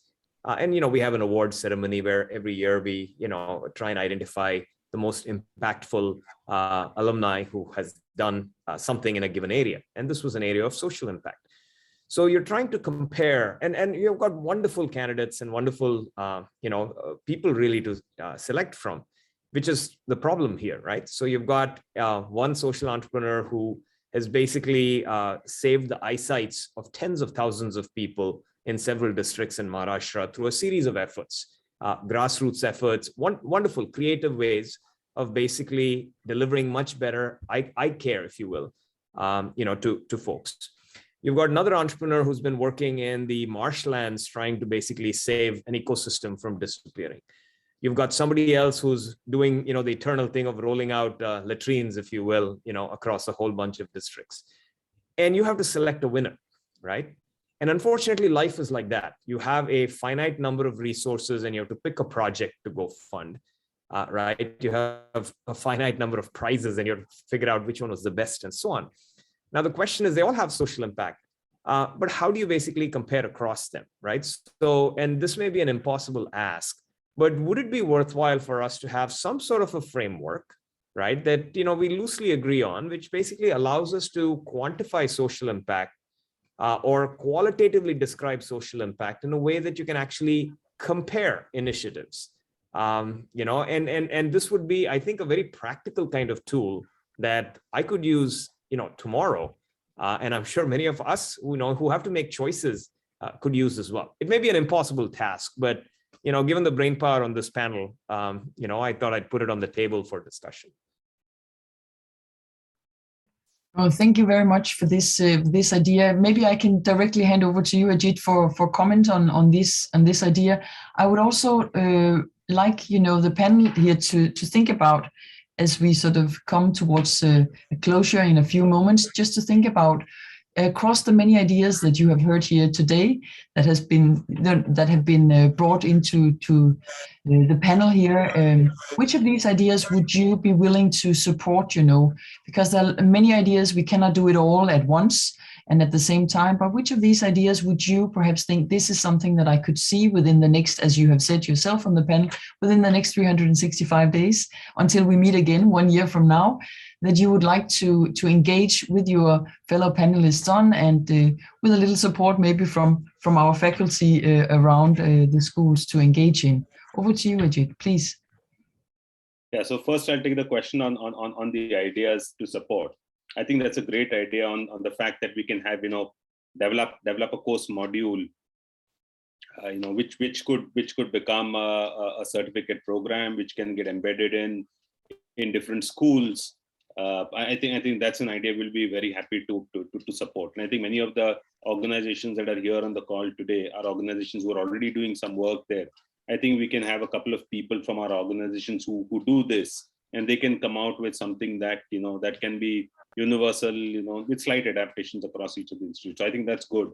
I think the Cult Fest idea somewhere, it does make sense. Some of that is already happening, but I do think that makes sense. And with that Cult Fest, I would like to have the Cult Fest to go along with research. So things like, a doctoral colloquium or, a doctoral competition, something like that, which specifically looks at issues related to SDGs and, SDG reporting.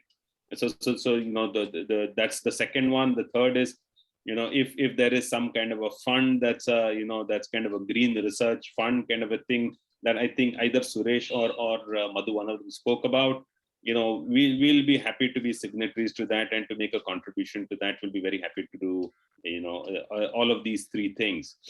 Varun, the challenge that you face, I don't have a direct answer, but I can think of a parallel to it.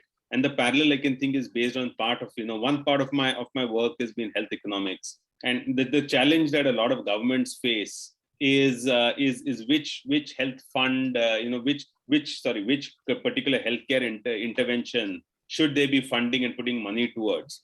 And for that, there are some really interesting models that are available. I think that's a model that, that philosophy, if you can look at, it'll work equally well. It's just kind of basic economics where you'll have on one side to look at what is the benefit that comes in, something that they call that is the QALYs, number of the quality adjusted life years, and they look at the cost of each of it.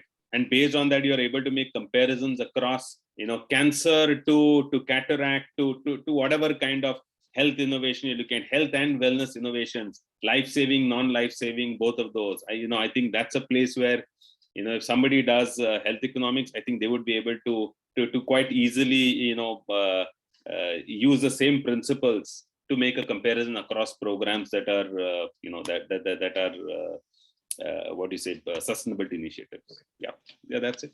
Over to you. Thank you. Yeah, and thank you very much for this, for the support for in particular the certificate and but also the fest, and even taking it to a doctoral level. Please, Madhu, over to you for sort of final concluding remarks, and also about the 365 days. You were one of the panelists here saying, hey, what can we do within the next year or so? So what do you think that we can do within the next year? I'm all for the 365-day challenge, Mete and so I say yes to all three, actually, in no particular order, but let me just give you an order anyway. I think the student fest is absolutely achievable one, and this COVID situation all sort of getting normal, I think we'll be able to do that. There is no question about that. Every school should come in and showcase the best projects and repeat projects that Suresh spoke about. Is just one time. There are certain projects, Suresh, that we've been engaging with the same stakeholder over and over, because there are things that had to be continuously done. So we should do that. Number two, on the joint sort of training module, absolutely, with your blessing at Prme, Mete, we should be able to pull that off as well within 1 year. And number three, the research, I think it's a really big thing to do. So a one-day doctoral colloquium, or even sharing. I mean, nobody knows these days about which faculty in which business school is even working on sustainability or climate risks, right? So there should be one day where all schools can come and say, hey, it's a day long. Let's faculty who are working on this come and present a paper. At least there's a conversation, there's a dialogue, there is joint research that happens. Perhaps a compendium gets published out of that, a conference proceeding that can be used. I mean, any number of things. To me, all three are absolutely doable. And I can tell you right now, I make 100% commitment at least from my school perspective, to deliver on all three. Now, going back to Varun's question on how do you measure those three alums who have done an amazing job? I don't have an answer, but I certainly can think of possibly there are some social impact metrics and parameters, indicators that could be used. I'll have to rack my brains to think about it, but you did put me on a spot. I can't think of a solution right away, but it is a very difficult position. I don't even want to be in your shoes. You have three amazing people, but you got to pick one. I mean, you rightly said there's finite resources and finite awards, but I'm sure all three of them made amazing contributions to the society. So I'm sure that is something we can actually think of. That leads me to think about how do we do this measurement? I mean, today Varun is in this position. Tomorrow, what is to say that Suresh or Ajit or Shailendra, I will not be in that position, right? All of us will be in that.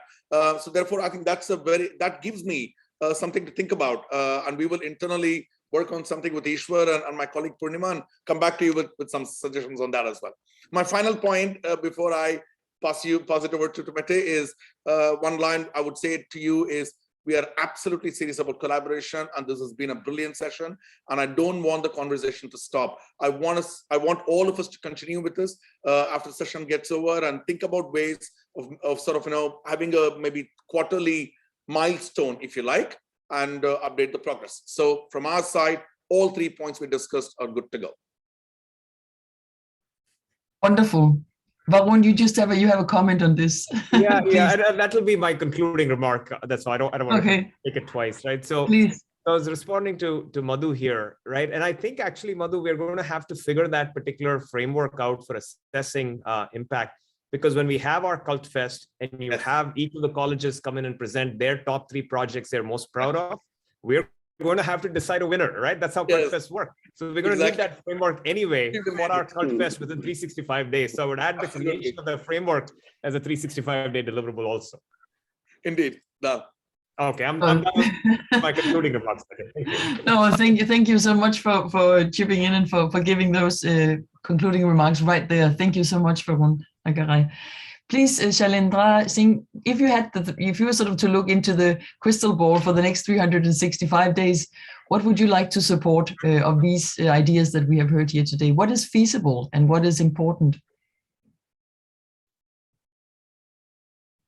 Each one make one. That's each of us rope in one more member. That's the first thing that we should do. And then research, etc., I personally feel is a continuous process.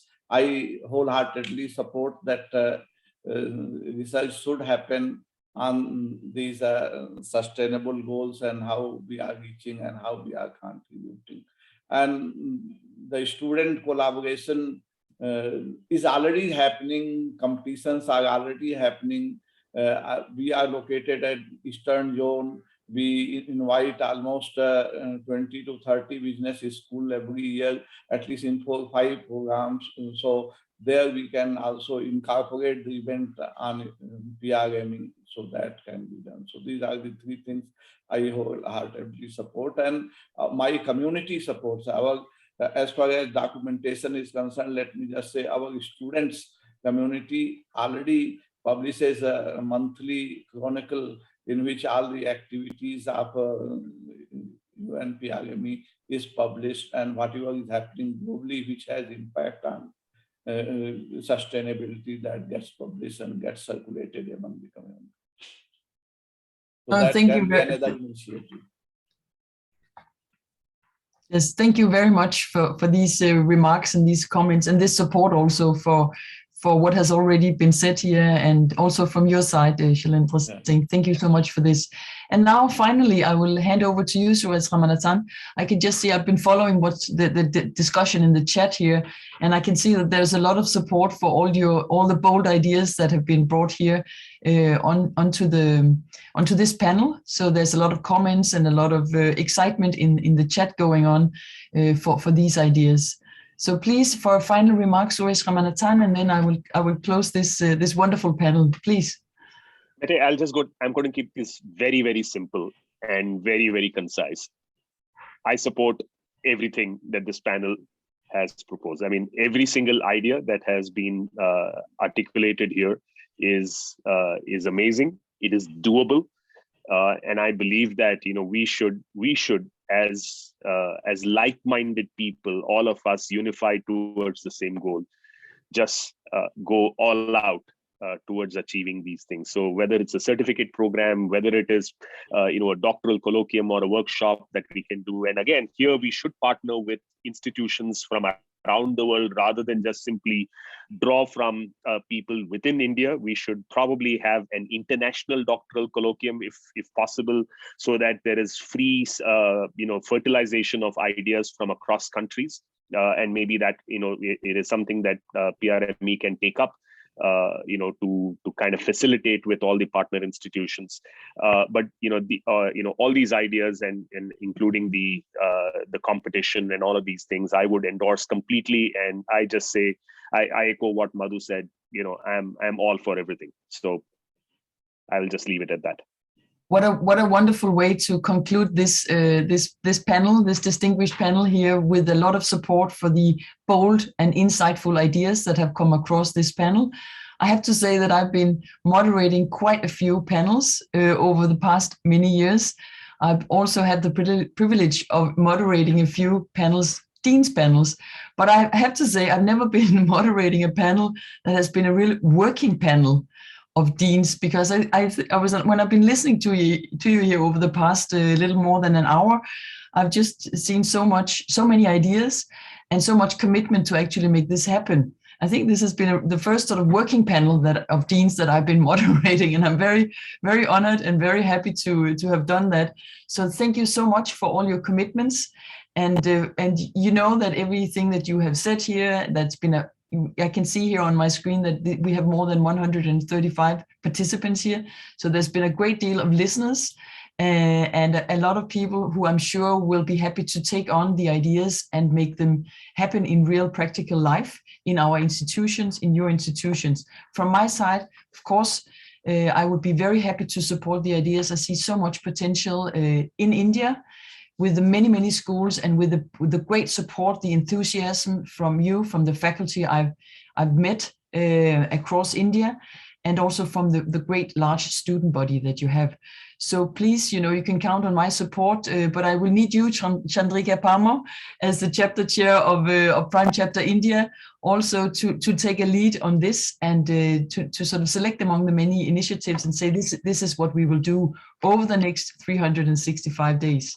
So I will be looking forward to following you, to support the great work that you're doing from my chair. And thank you so much for being part of this distinguished panel. It has been an honor to moderate. Thank you. Thank you, Mete. Thank you very much. Thank you, Mete. Thanks Thank to you, everyone. everyone. Thank you. Wonderful Thank afternoon. you. Thank you, Cheers. everyone. Thank you. Thank you so much.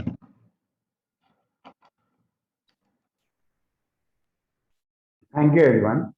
It was so encouraging to see how all of us want to collaborate for sustainability goals over and above any competition at any level. The ideas like student exchange, certification program, PRME fest, research collaboration, and many more that were proposed in last hour could surely be executed in near future. On the same tangent, we'll move on to the next discussion, and that is on positive impact rating. Positive impact rating, also known as PIR, basically measures the social impact of management schools and uses the tool for change in other management schools. It is a survey conducted by students for students, which aims to foster collaboration, inspire deep change, and remove the competition and pressure of a traditional rating. To discuss the vision of PIR, we invite Mr. John Watt and Professor Matthias Falkenstein to tell us more about in this session. Mr. Watt is the Outreach and Marketing Manager for Positive Impact Rating and supporting it to measure how business schools contribute to solving societal challenges. Whereas Mr. Matthias Falkenstein is a senior consultant and CEO of the Higher Education Management Group in Berlin. His special focus is assisting global universities and business schools in designing and implementing institutional change, with particular attention to issues of sustainability and responsibility. Let's welcome them to take the speech. Yes, hello everyone. It's a great pleasure and honor to be here today at the Prime India Chapters Conference. And it's also a great honor to follow this wonderful panel that we just had before the Dean's panel, followed now by the peer panel, the positive impact rating. But listening to the Deans over the last hour, really very well moderated by Mette Morsing from Prime. I think it was so engaging and so enlightening. So we're really happy to come in here. But not before thanking Chandrika Parmar to actually invited us here to this panel and to actually talk about the positive impact rating. So thank you, Chandrika, for that. And yes, we're going to be here for the next 45 minutes and we talk about the positive impact rating. And I'm chairing the positive impact rating board. And in that capacity, I also come in as one of the founders of the positive impact rating, which where we started. And I probably come in because it must be a rating that is very much known in India, because three of the leading schools that we have here are the Goa Institute of Management, as well as SPJIMR in Mumbai, as well as XLRI in Jamshedpur. So we have three fantastic schools that are leading actually the group of positive impact rating schools. And for that, we strongly believe that the positive impact rating must be a little bit known, at least in India. But where do we come from? We started somewhere in 2016-17, a group of thought leaders, of change makers from business schools that thought, what's really driving business schools? At that time, we looked at the key drivers for management education, and we all were very engaged in sustainability, responsibility, and management education. And we saw that rankings play an immense role in business school strategies. It really was driving business schools as it does today. Rankings are really one of the key drivers next to the accreditations that have been mentioned here before, accreditations like AACSB, AMBAR, or EQUIS, that have a huge impact of business schools' performances. So we looked at rankings, we said, what's different in today's rankings, or what is missing in today's rankings? And we thought that there's one thing that was utterly missing, that there was, the question of sustainability and responsibility of business schools. And we were thinking, why is that? What is taking rankings from actually adding that? And we talked a lot to Financial Times, we talked to other rankings like The Economist.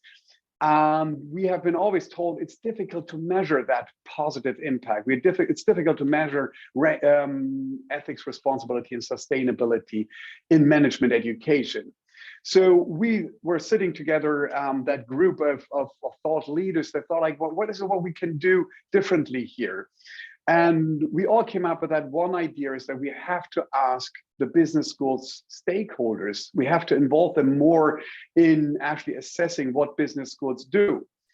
And so who are the most important stakeholders of management education? And immediately students came in. Students had to be asked of how are business schools doing, the students of the very business school that are doing a lot of teaching, research, etc.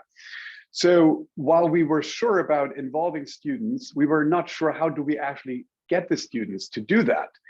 And we looked at different options, and then we came across the very vital and powerful student organizations that are across campuses around the world. And we reached out to the student organizations if they would support a rating for positive impact.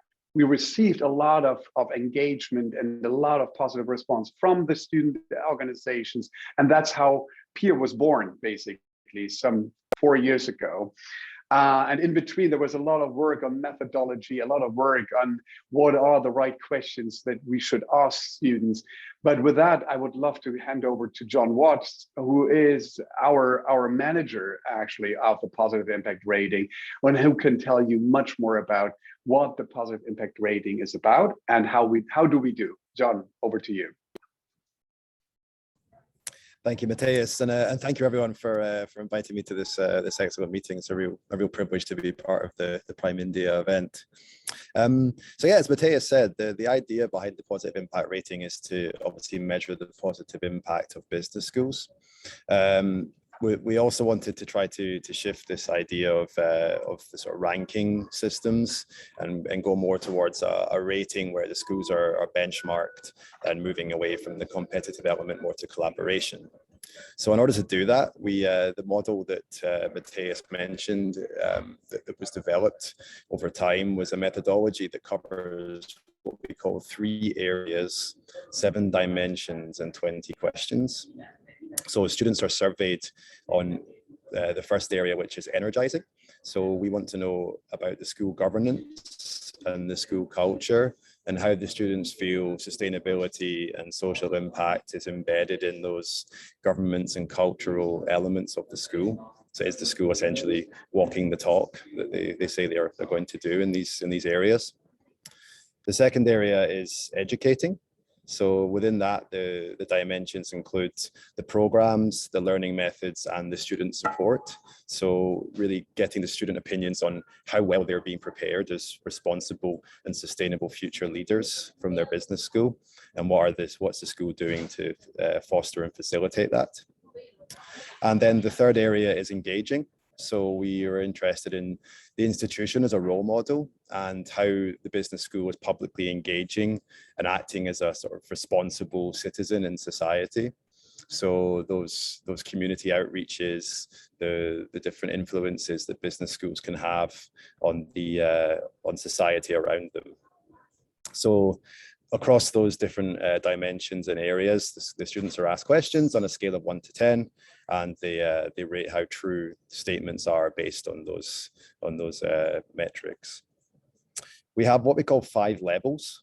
So the highest level is pioneering, which actually the 3 Indian schools from last year's edition were all achieved, which was fantastic. And we're really happy to see that the recognition for their fantastic efforts and sustainability was rewarded through this rating. We have also then level 4, which is transforming. So schools that are just not quite at that pioneering level. Level 3 of progressing. So schools that are kind of on their way to their journey on sustainability and are making progress. And then we have 2 levels, emerging and beginning, which we don't actually publicly disclose if any school is rated in this level. This is to not name and shame schools that are still at the beginning of their journey and to really allow them that space to improve, as the positive impact rating is also a tool for improvement as much as it is for external rating and benchmarking. So yeah, I won't go too much more into the actual details of the methodology. We're going to hear some fantastic stories from the schools themselves in a few minutes. But in general, this kind of value proposition that we feel from the positive impact rating and that we've seen from our schools is obviously an analysis of the school performance and a benchmarking of where the school is in terms of sustainability. But it's also a learning tool. We've had a lot of very nice collaboration between schools, learning from each other, and even nicer actually is students learning from each other as well. We've been engaging on a lot of positive impact rating events, webinars, workshops between students and staff to really learn how they're using the results, how they're analysing the results, and the progress being made within those schools based on that evidence base of change that the positive impact rating can provide. And it's really nice to see that it's empowering students to collaborate more with staff in their schools to help make and create that change that they want to see. So I think we're going to hear some of those lovely stories in a few minutes. So I won't take too much more time. So thank you very much. And if you have any questions at any point about the positive impact rating, I'm available. I will leave my email address in the chat shortly. We are still open for applications as well for this edition. So the survey will be open and schools are able to take part until February of next year. So enough time for a peer campaign and survey campaign to happen on your schools. So if you're interested and would like to know more, just drop me a line and I'm more than happy to be in touch.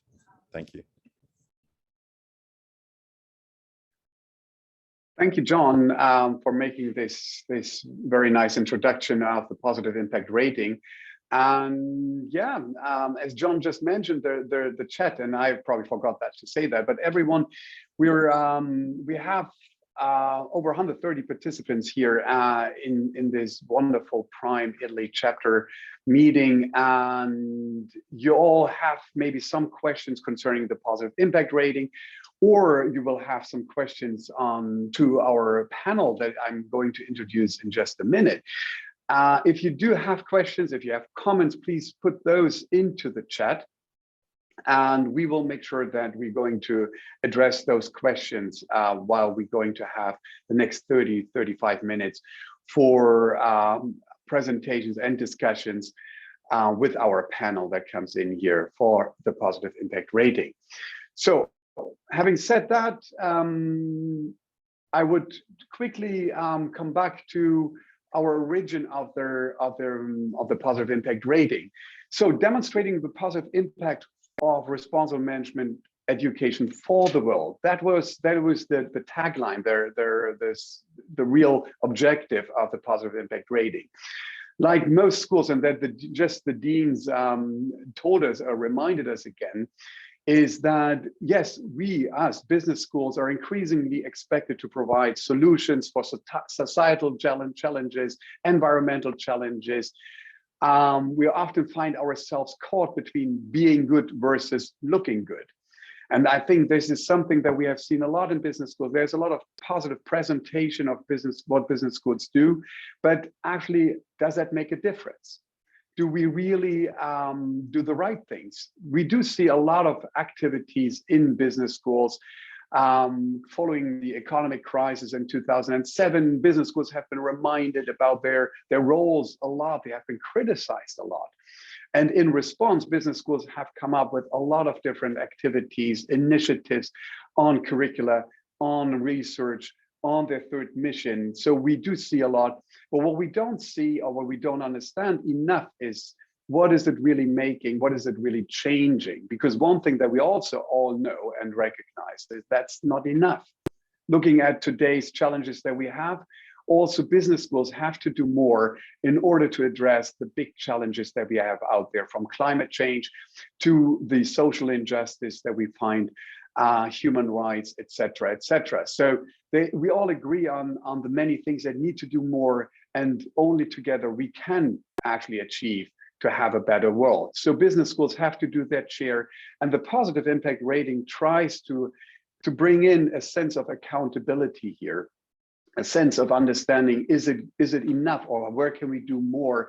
And again, this surely through the voice of students that often have a critical voice, and we should listen to much more to the students. Therefore, we have invited here today into the panel Hanna-Lena Pearson, the Dean of Jyväskylä University School of Business and Economics in Finland. And while I can't, there you are. Hello, Hanna-Lena. Welcome here in this panel, and thanks for joining us from Finland. I suppose. And then we have Agata Ordon. Agata is a peer student coordinator and founder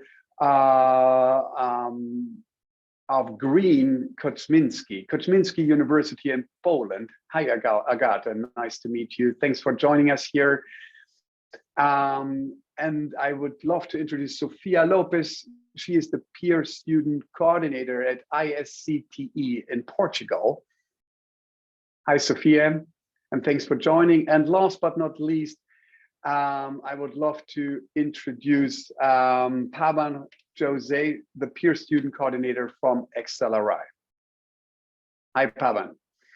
So, welcome to the panel. And again, reminder to our audience: if you have a question, please shoot into the chat. We are monitoring the chat here, John and myself, and we will make sure that we're going to address your questions. But let's go. First question goes to our student coordinators.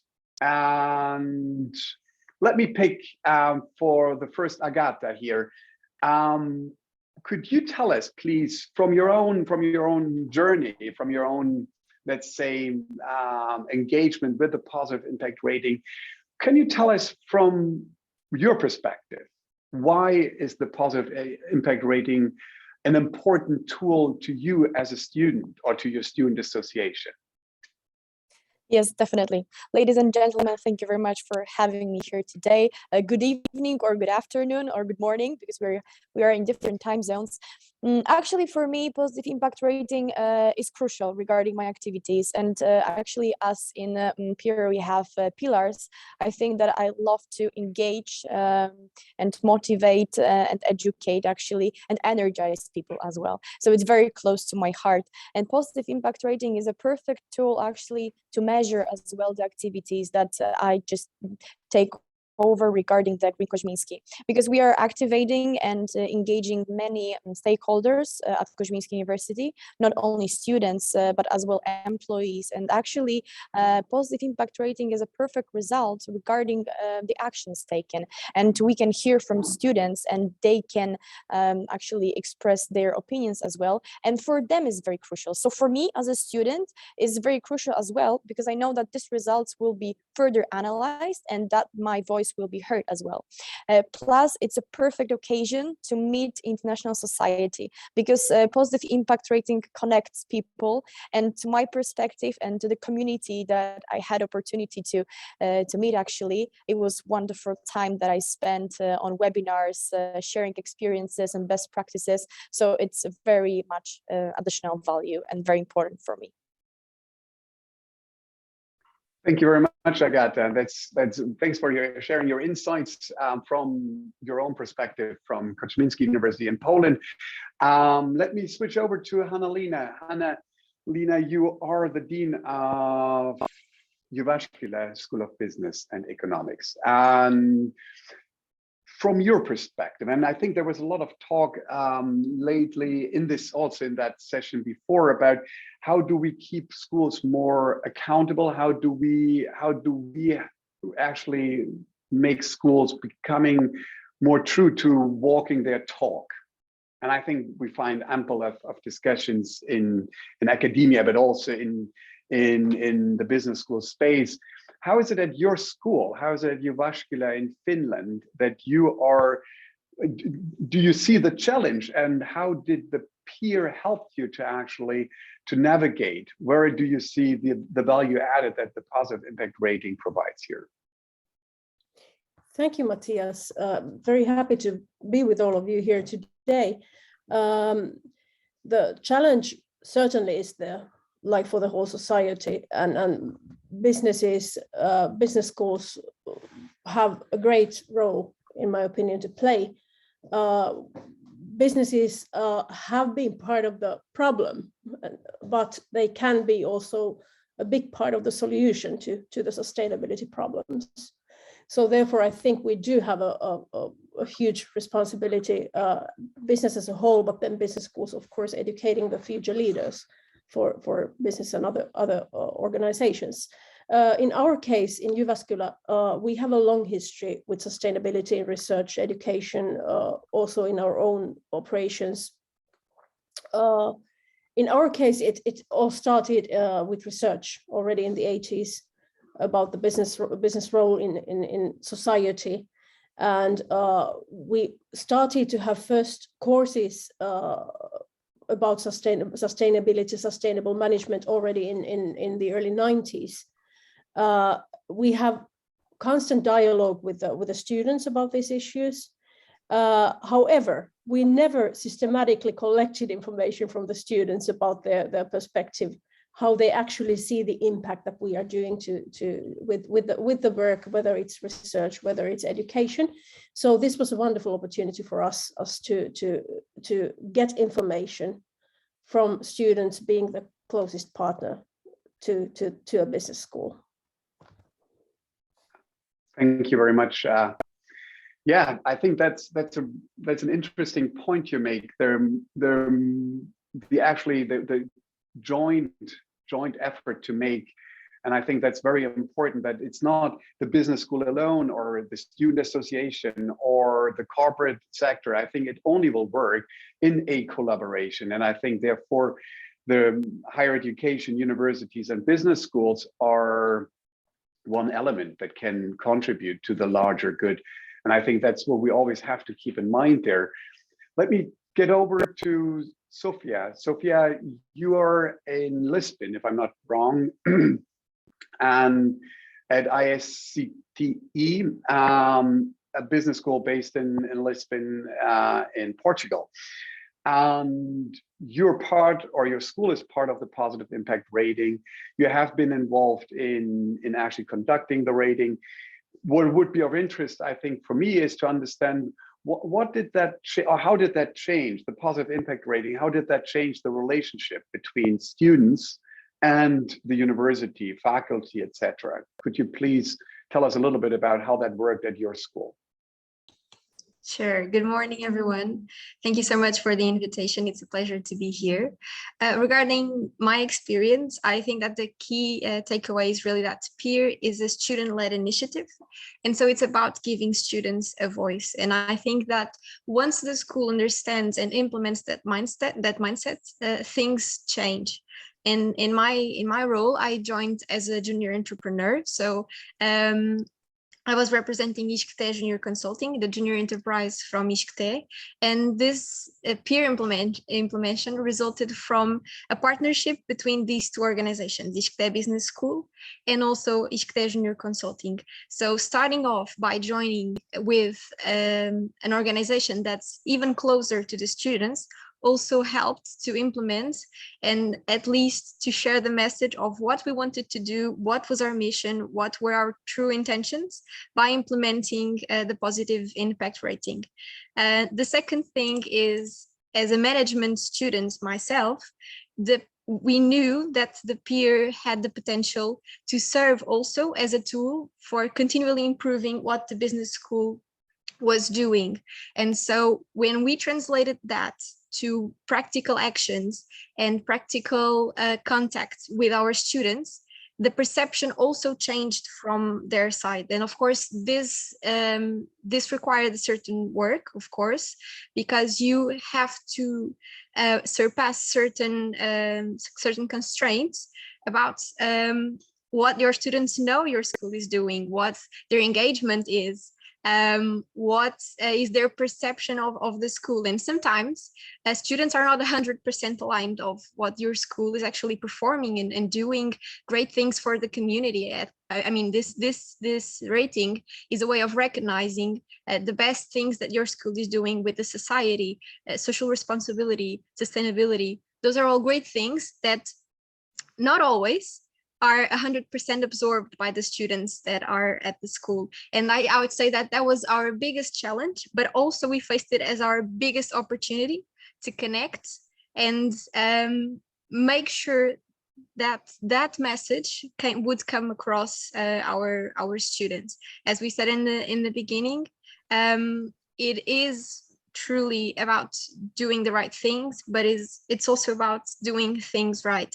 And the way we interpreted the positive impact rating in terms of communicating and translating what we really wanted to achieve in terms of knowing what they truly believed of the school also made an holistic teamwork that I guess that resulted in peer being doing a right thing, but also in the right way. So that was the challenge and how we surpassed the challenge as well.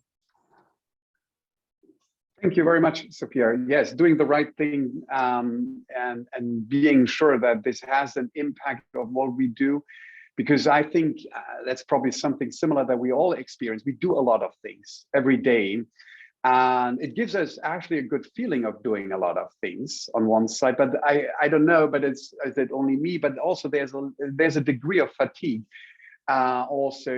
sometimes, because you wonder, if we do so much, why is it not enough, right? And I think that therefore it comes back to what we said earlier. We need to collaborate more in order to have a greater impact there. Over to Jose. Congratulations, you're at a school that is a leading positive impact rating school, XLRI. I had the pleasure and honor to be at your school a couple of times in the past, and I think it's a wonderful place for sure. But what I was wondering with XLRI is, to me, at least in Jamshedpur, you're far off from let's say from the centers of where things probably also where change is happening in society, etc. How do you experience the positive impact rating, and what did that do at XLRI? How did that really make a difference in the school? Can you elaborate on that, please? Well, yes, first of all, good day, everyone. So everyone's in different time zones, so any good morning, good evening wouldn't suffice. So once again, thank you everyone for giving me the opportunity to speak. And it's a pleasant surprise, Matthias, hearing from you that you had actually come to our school a couple of years back. And yes, as you pointed out, Jamshedpur is actually a place that's not really a city center, but rather far away from the cities. But one important thing is when you go back to the history or the origins of XLRI, it usually started off as a management school for training managers in labor relations and industrial relations in the plants nearby. And so from the very beginning, it has always had its focus on the community surrounding the college.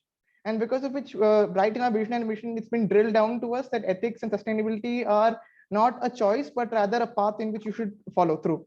And that in itself has stood us in good stead and has eventually led us to have the reputation of what we have today. So for us, the PIR was a welcome change, because something the management has been focusing on over the past few years is that lots of student committees have been doing a lot of things. Lots of good is being done by the college to the community outside by involving the students. But as Hannah, Lena said, and as Sophie has said, not everyone really comes to know. And that is possibly because there's a lack of metric system of measuring things. So just as PIR was introduced to our college, we had also sort of begun designing a framework sort of to measure changes that were happening in each level by the student committees, by the administration, and that would really provide us a picture on how the growth is turning out to be. And this PIR rating, which sort of goes into these three different dimensions, very well complements the changes it's happening and gives us a holistic view of things. And so the PIR is a very unique survey in the sense that it doesn't take long to fill. It's 5 to 7 minutes long. And it quite nicely covers out several things from student life to academia. Things like, does your college have an elective? Does it have compulsory courses on sustainability and things like that? And goes all the way to culture-based questions. And this particular mix sort of is a very good comprehensive tool to gauge our success across various parameters. So I feel PIR sort of brings in that umbrella or that unifying platform through which we're able to sort of converge our change or sort of funnel our vision into something that we can see is actionable in the future. So that is, I think, a very good something the PIR has done for our college. I was muted, I'm sorry. Thank you very much, Jose, for that. And there's a question in the chat about how was the engagement with the university management, so student organization, university management. And it's the question to the students, but I also would like to ask you, Hannah-Lena, how did you actually communicate with the student association at your school? Thank you. As I said, we are in constant dialogue with the students and therefore the student association as well. I do meet them regularly. And well, I basically brought the idea to the table and asked if the student association would be willing to take the role in running the whole show with the PIR, and they totally independently then did everything. They asked some teachers for help to share the survey in the classrooms, but other than that, we also wanted to respect the idea of the students doing it by themselves. We didn't want to impact the survey or the results in any way. We wanted to get a real picture out of it.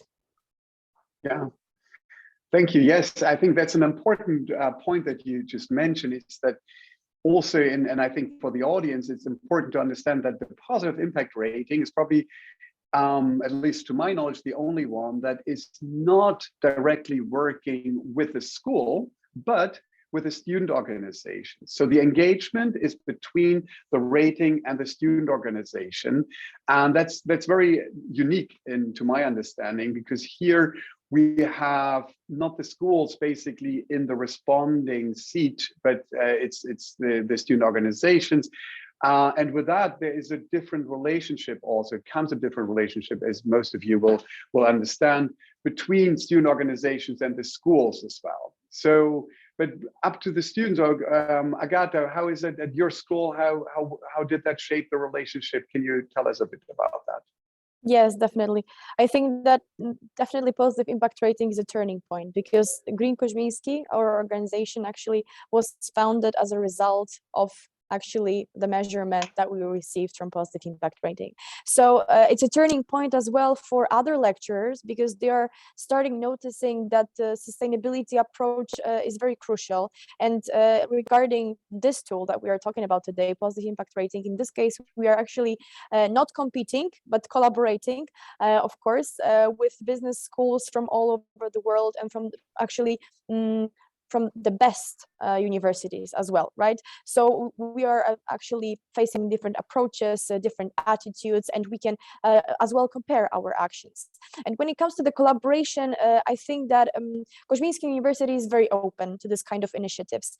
And there was no problem as well to conduct a little presentation, short, brief presentations about positive impact rating, and actually the goal of our action of dissemination of the survey during classes, on different programs, starting from management, just going further to finance and accounting, and even legal lecturers were very happy to introduce this idea, and they were very keen to actually meet what stays behind. So at Kuzminski University, definitely this collaboration and the fact that we want to yearly participate in positive impact rating actually is a perfect result of this, that we really truly believe that this tool will help us transform towards being more sustainable and just take care of a better future.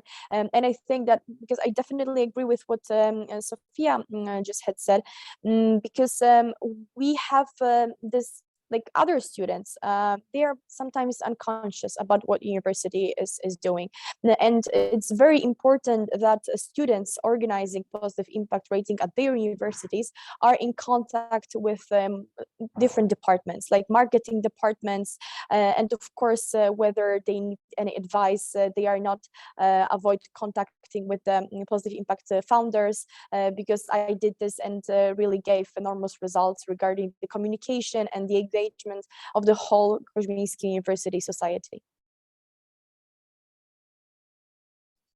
Thank you, Agata. And to you, Sophia, about what is it from your experience at your school? How did that work out on the relationship level between the management of the school or the faculty of the school and the student organization? Any impact on that side?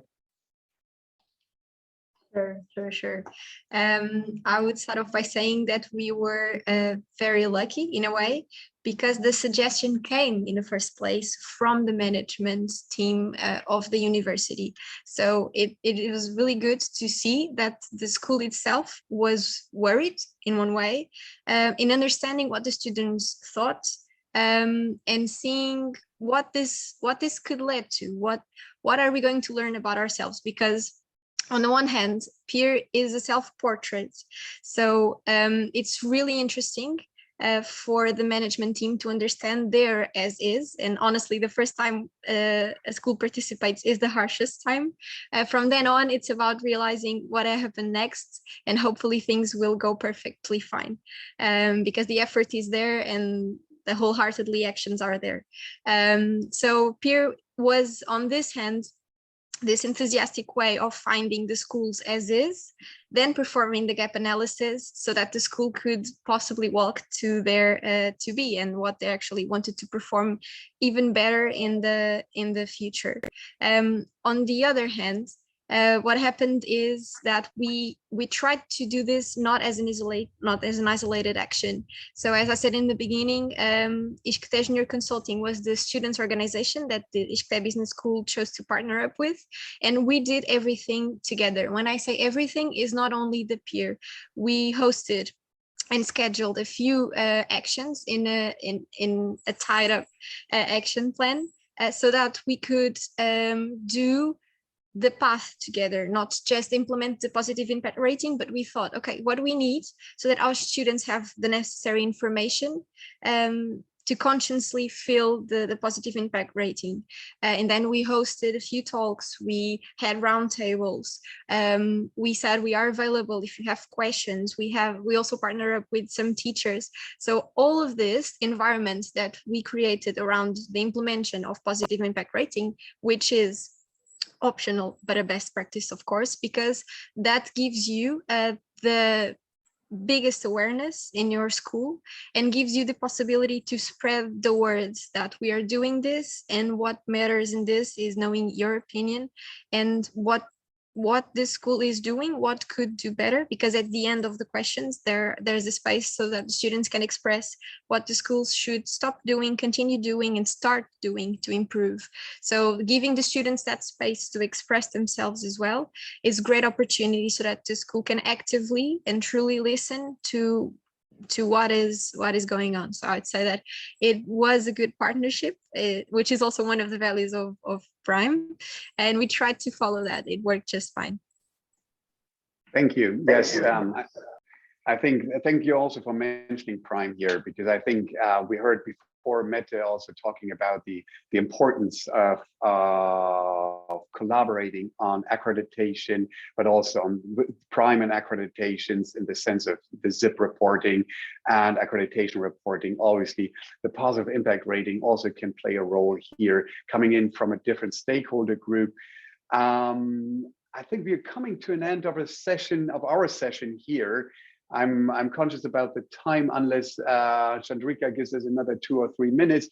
But I would like to ask you, Pavan, you are in a school that is obviously have done a lot and that is known for leading in the field of positive impact. Where do you see the opportunity to continue in the rating? Do you feel like we are done, we are there, or is it something where you think this is a continuous path you walk in the school? What is it what you think is going to happen in the future? Thanks for asking this, Matthias. I think it's an important thing that we realize that it's always a work in progress. And this is because, for example, when the pandemic came in, it brought in a host of challenges that Accelerate did not have before. So certain parts of the Accelerate has certain programs that sort of instill a sense of community well-being, things like the village excursion program, which were negatively impacted when this thing came about. And so, but now the things have sort of started normalizing, and I'm on campus, fortunately, and things are getting better. But I believe we still have a long way to go when it comes to building robust frameworks that help us be prepared for situations like these. And even in the day-to-day lives, for example, we think our campus is cleaner or greener than before, but we always have a benchmark of what's ideal, what's best. So if a student is, say, unconsciously littering a small chocolate piece of chocolate wrapper on the road, it means there's something wrong about it. And this is something we would not have otherwise noticed because our campus is otherwise maintained very well. But recently what happened was, so we are sort of bringing students, it's sort of a funny incident. We're bringing in students back from home. They asked to stay in mandatory quarantine. So every once in a while, someone might sort of violate the quarantine by going into some other person's, walking through the corridors and the cameras catch them. And so our management wanted a way to sort of penalize this, disincentivize this without sort of directly affecting their academic performance and something like that.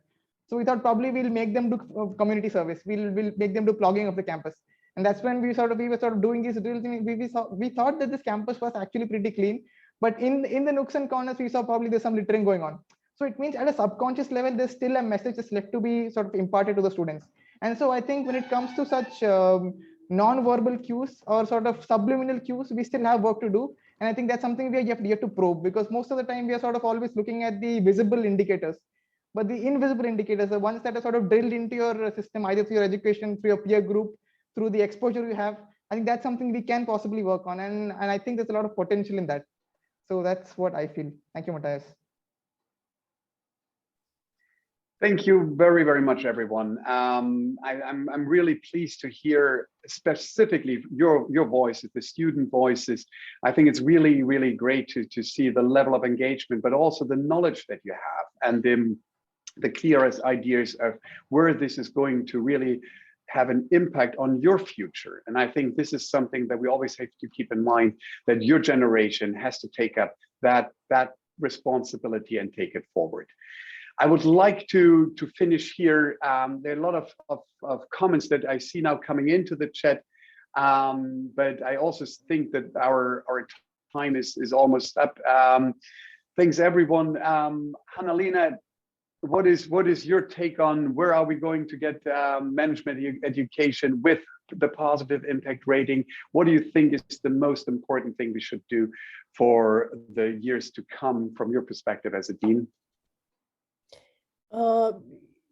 In general, in responsible education, or what the positive impact rating should keep in mind from a dean, you know, where can we improve our rating as well, and where do you think what could be done differently?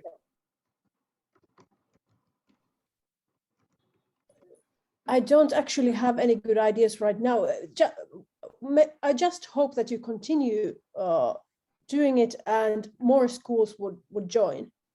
So I think that would grow the impact of the positive impact rating. But in terms of I haven't really thought about that. We were happy with the rating and the survey and how it was done. Great. By the way, may I just use the opportunity to congratulate the Indian schools, the pioneering schools of the peer. I think you might be here in the audience, so congratulations, wonderful achievement from you. Thank you, Hannah. I think yes, all the 3 schools are here. Yeah, that's fantastically done. Yes, and indeed, we do also consider other stakeholder to involve other stakeholder groups in the future, in the rating. Anything from the student side? Well, what do you think we should think? Anything that comes to your mind right away? We think this is what positive impact rating should consider to do more, better, differently. And I'm not picking any one of you, but do any one of you have an idea or anything? Otherwise, please. I just don't want to change the topic for a second, but I think that there was an interesting question on the chat as well regarding the preparation for the dissemination of the surveys. Because from the more practical approach, actually, from my perspective, I could add that a month would be a good timeline for the preparations. And actually, at Koźmiński, we divided it into 2 stages. First things first, we were disseminating as individuals to our friends at Koźmiński University. So each of the Koźmiński members needed to collect like 10 up to 15 responses, for instance. And then after this stage, we were conducting this brief presentations during lectures, actually, and just trying to introduce the idea and then collect the responses. And apart from that, we were just sharing the link to the survey on our groups, for instance. And I think for the question that you posed, Matthias, I think that positive impact rating is a great way of understanding how we could collaborate. And I really love the idea that it's not the ranking, but a rating. Because if even the topic of today's panel, we are collaborating, not competing. And I think that positive impact rating really brings this idea. And it's really wonderful that we need to join forces and not actually compete with each other, with one another, regarding the actions that we are taking. Because all in all, and eventually we are fighting for the same goal, right? Yes, absolutely. Thank you, Agatha, for that. And I would like to take that as a closing words here for today, because we're running out of time. I would love to thank all the 3 student representatives here to you today. Also, a big thank you to Hannalena, Dean from Jyväskylä University, and John, who joined us from the Positive Impact Rating. Wishing the whole program all the best for today. I saw on the program there are lots of very interesting sessions, and I look forward to be part of that. And in any way, I hope you all had a good learning outcome here for today. and all the best for the future. Thank you very much. Thank you very Thank you much very for much. the invitation. Yeah, thank you so much. Thank you. Thank you.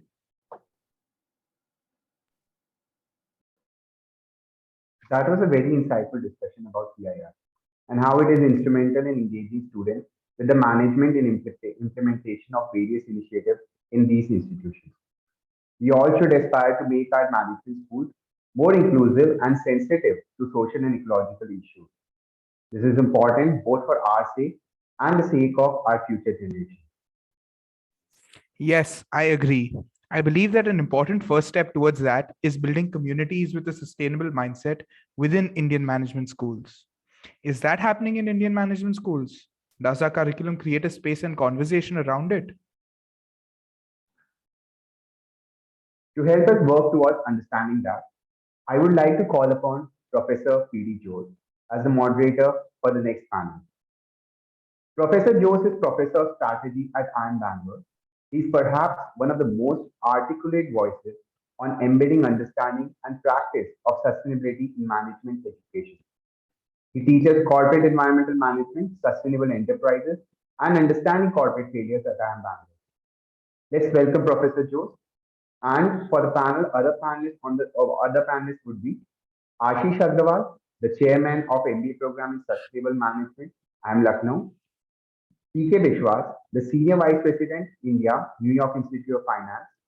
Padma Kumar Nair, the director and dean at Ellen Thapar School of Management and Thapar School of Liberal Arts and Sciences. Radha Sharma, the dean of research and industry, academia linkages, New Delhi Institute of Management. Raghuram Tata, the chairperson of Father Arupi Center for Ecology and Sustainability, Accelerate, and Satish Mode, the director of Vivekanand Education Society Institute of Management. May I request Professor Jose to introduce the panelists and kickstart the discussion. Good evening, good afternoon, and I guess good late evening to those who are in different time frames.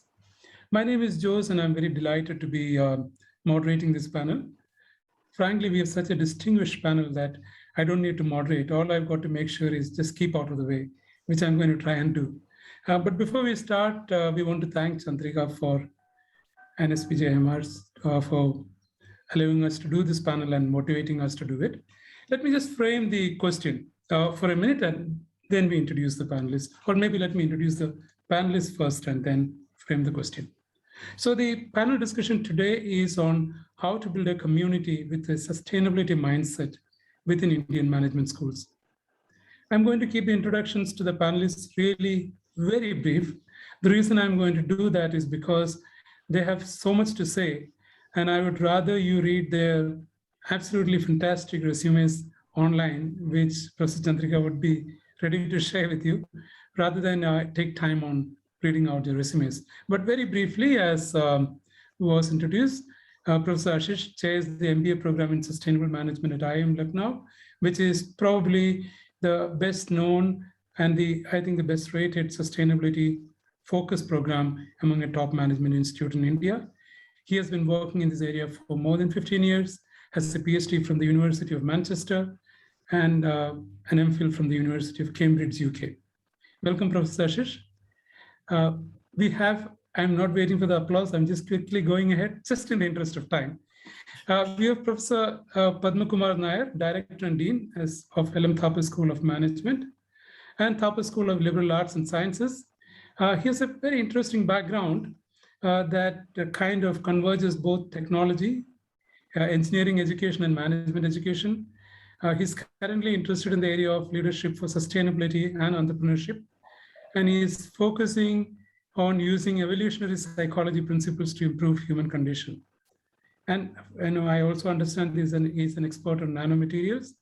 String of degrees, of course, he taught at University of Texas at Dallas, both at the engineering and management divisions, PhD from University of Trente, Doctor of Engineering from the University of Tokyo, and several others, which I'm not going to get into, just in the interest of time. We have Professor P.K. Bishwas, who I'm proud to say taught me almost 35 years ago. Professor Biswas is Senior Vice President, India at the New York Institute of Finance. He has been earlier Dean in multiple capacities, special projects, research, academic, all different deanships at IMT Ghaziabad. He was Vice Chancellor of the Skyline University in Nigeria, Director of the IFMR Institute in Chennai, Director of Lal Bahadur Shastri Institute at Delhi, and began his career at ASCII, but worked for a long time at IIFM, which was one of the pioneering schools in the area of sustainability. Then we have Professor Radha Sharma, who many of you would know, has spent a lot of time at MDI as a dean and several chair professorships. Currently, she is Dean of Research and Industry, Research Industry and Academia Linkages at the New Delhi Institute of Management. She's a master's and PhD from BHU, has worked over 4 years in these areas, and has been the ICCR Chair Professor for Social Responsibility and Governance at the HSL Graduate School of Business in Germany. Is very actively involved with the Academy of Management on a number of issues. She's also a best-selling author and an expert on executive burnout. I would have loved it if you had called it executive resilience rather than burnout, but of course. We have Professor, welcome Professor Radha Sharma. We have Professor Raghuram Tata, who I know has been working for the longest amount of time, as I know, on sustainability and CSR, and exactly in the right institute that values it, XLRI. He's a chairperson of Father Arupe Center for Ecology and Sustainability. He's been a Fulbright Environmental Leadership Fellow at the Kennedy School of Government, and has quite a varied background. Worked at the Wildlife Institute of India, Indira Gandhi Institute of Development Research, IIM Calcutta. And so you can see he's kind of traversed many worlds, and I think very interesting worlds of development for ecology and of course management. The final panelist in our group is Professor Satish Moth, who is the director of Vivekanand Education Society for Institute of Management. He's both an author and a researcher in the field of ethical management and disaster management, among many other things. I just picked these two because he has written a pioneering book on ethical management based on the Indian value system. And he's also written several books on disaster management, in fact, 5. Professor Moth, I don't know anybody who has written more books on disaster management. So, for a session on how to manage a very disastrous situation that's developing in our Indian schools, I think you're just the apt panelist to have. So thank you all. Welcome to all of you. Let me very quickly talk a little bit about what this session is going to be and how we propose to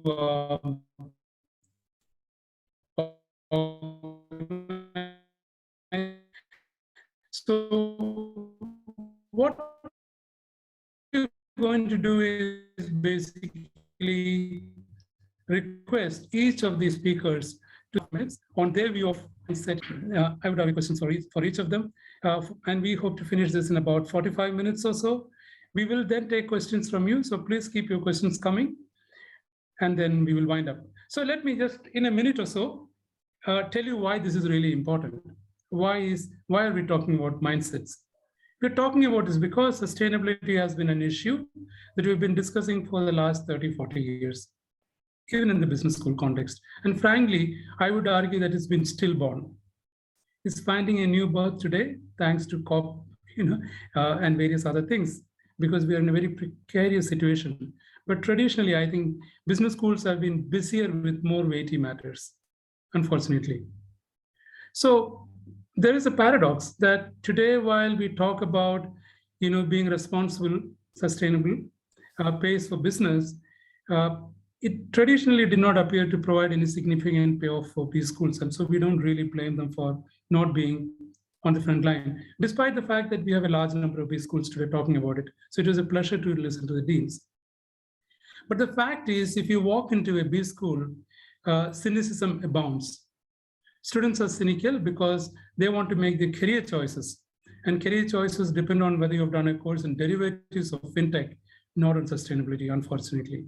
Faculty are somewhat cynical. Sometimes It's incompetence that drives it. But many times, the holy grail in a business school is shareholder value maximization. And of course, promotion and tenure and all of that really depend on being in the mainstream. Institutions are also cynical as a result of this, and we will address that issue. But the consequence, to summarize, is that today's sustainability issues are still framed as independent and distinct from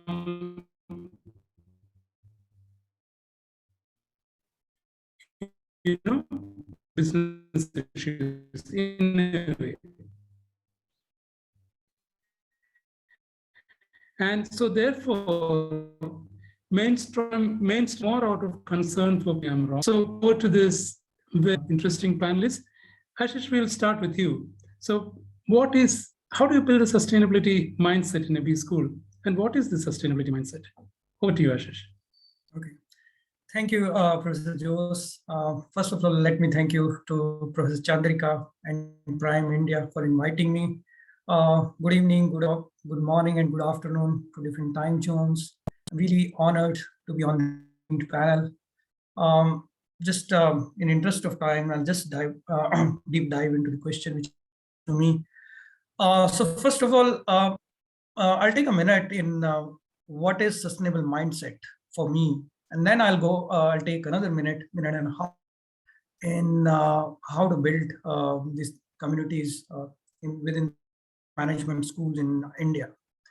So sustainable mindset, if I think and try to kind of theorize it, is a mindset which harmonizes social, economic, cultural, environmental, and spiritual values, and does not make any value preeminent over others.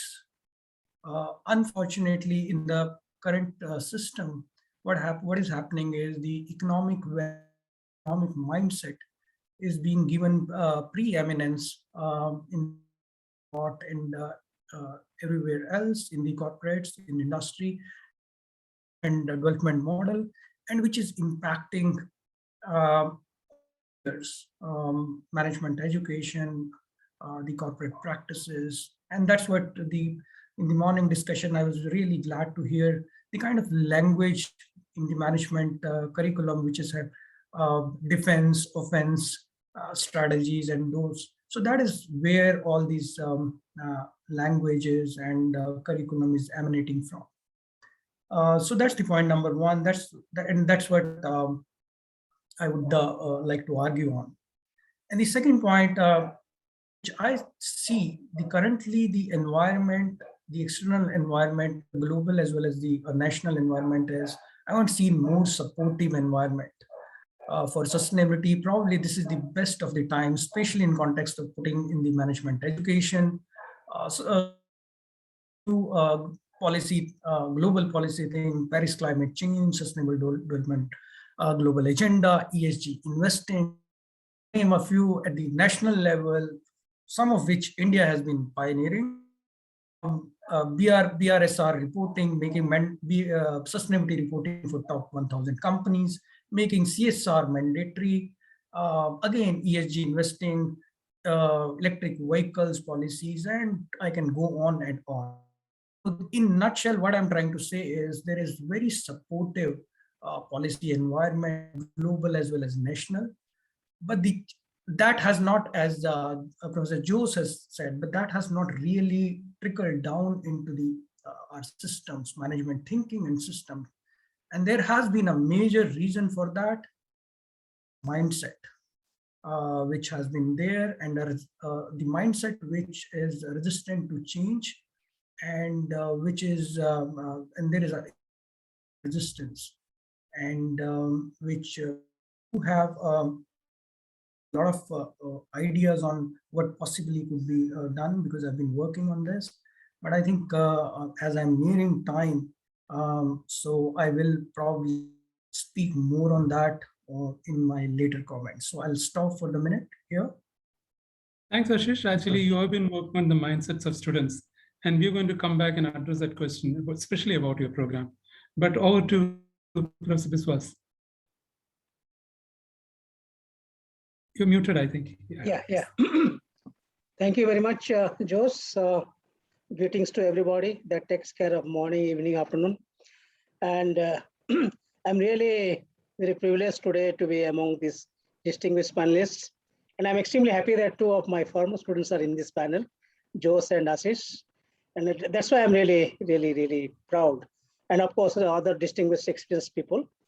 I think when you are talking about, and please forgive me, my throat is a bit of a problem today because I've just recovered from a allergic bronchial attack. So I'm just able to speak today freely today. One of the major things which we are concerned with that mindset. Once upon a time, we talked about scientific temper among the Indian people. So now it is time to talk about the mindset, a community created with the mindset of the sustainability. Sustainability is not a new thing, as Jose has rightly said. I think when I first joined, I'm a very atypical B school teacher. For example, I'm a trained sociologist. I'm from JNU and then PhD from ISEC Bangalore and all that. But all along the last 38, 40 years, I have been in the management education. One important thing is that, if you want to make sustainability to work, I think what is important is that the community does not consist only of students. It should start right from the governance with the management. Can you take can the management has the ownership of sustainability, the governance, the way they govern, do they think about making a campus green, sustainable way of making use of the resources, both financial, material, and of course manpower. Second thing is the faculty. It is not only out. We have courses on CSR, we have courses on business government society, we have courses on social entrepreneurship, we have various kind of courses. But do they get inspired from the faculty? Are the faculty doing enough research in the space of sustainability? Like in the first session, there was a talk about joint research. We talk about student exchange, we talk about only foreign, quote unquote foreign. Why don't you see yet in Indian institutions, wonderful things are happening? Why can't you initiate student exchange within the campuses? So do the students get oriented to what kind of other B schools are doing? As it is a collaborative effort, not a competitive kind of a setup. So that is second is faculty, if they are doing, we are all culprits as deans and directors. We are focusing more on the ABDC, quality, A-star kind of publications. We forget in the process that sometimes such kind of documents and such kind of case studies, such kind of publications on issues related to economic, social factors and environmental factors, which are crucial to sustainability, will be so crucial. And the faculty can forge an alliance. There can be a consortium between these B schools. The faculty are also devote time. When faculty are doing research, faculty are in the business of doing something on sustainability, students will be automatically, will be inspired. Our faculty is doing, why not us? And when they bring in case studies from their own research to the classroom, we always have a temptation to use the case studies from the Western world. Why not use the Indian case studies based, we have a lot of things to learn. I was a national coordinator of joint forest management once upon a time for 8 years, supported the whole foundation. We learned a lot from the community, how to conserve forests, how to protect natural resources, how to protect the land resources. And community-based management systems are excellent. So we should learn from similarly such kind of researches if the Indian faculty do, and we have a scope to do that. I think so management, faculty, students all have to have similar, they should be synced with each other to have that kind of a mindset. Only then I think it will be complete and holistic. I think for the time being, as Jose is indicating, I'll stop here and I'll come back again for the next round. Thank you. Thank you so much. It gives me great pleasure to tell my former teacher, please conclude. Just, in the interest of time. So I'm going to Professor Nair. You actually have, I think, a pretty good understanding of the mindset because you have worked both in an engineering school and a management school. And, you kind of traversed this space quite interestingly. And so maybe over to you. Thank you. Good afternoon or good evening or good morning. I Googled with the term mindset.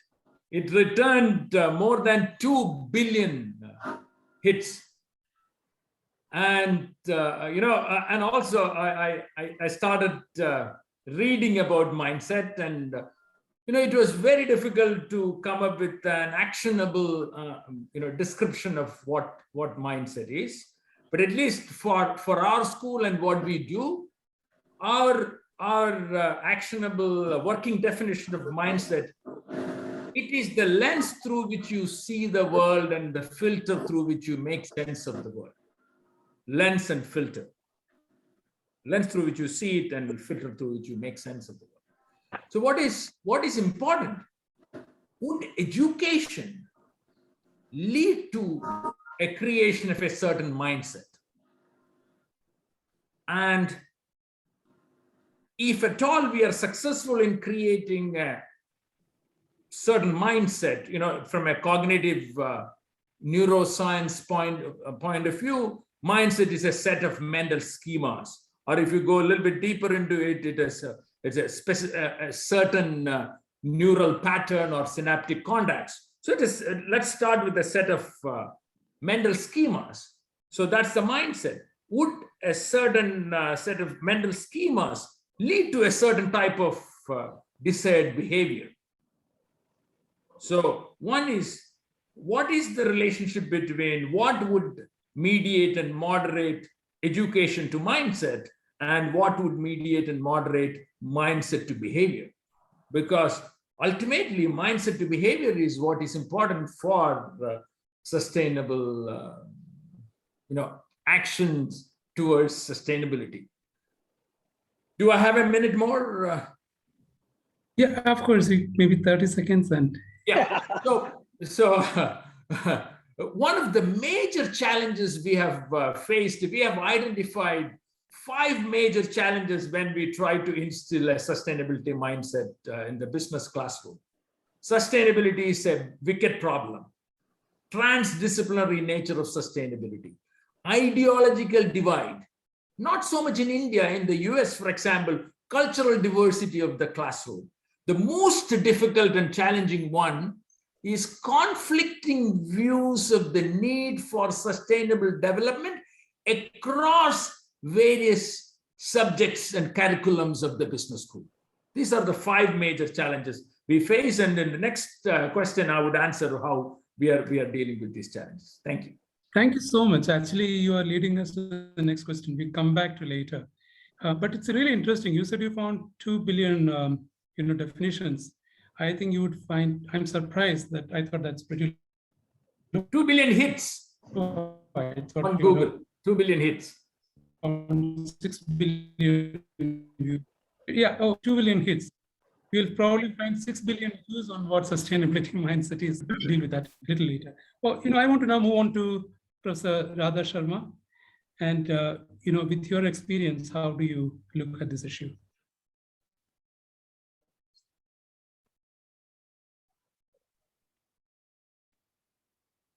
I think you're muted. Yeah, it's now. Myself, yes. Yes. So greetings to all. My compliments to Dr. Metis for her engaging leadership, and thanks to Dr. Prme for the opportunity. Before I share my concept of sustainable mindset, I would like to share a brief backdrop about me. And that is, my upbringing and education have been rooted in Indian ethos and culture, which advocates, and I quote from the Veda, "Let noble thoughts come to us from all the directions." Hence, my research and publications, they involve all kinds of principles, Western and Indian, the principles of spiritual democracy of Swami Vivekananda, Nishkam Karma from Bhagavad Gita, Vasudhaiva Kutumbakam, again from the Vedas, and humanism. And when there has been deliberation going on internationally about principles of responsible management education, I was naturally drawn towards it.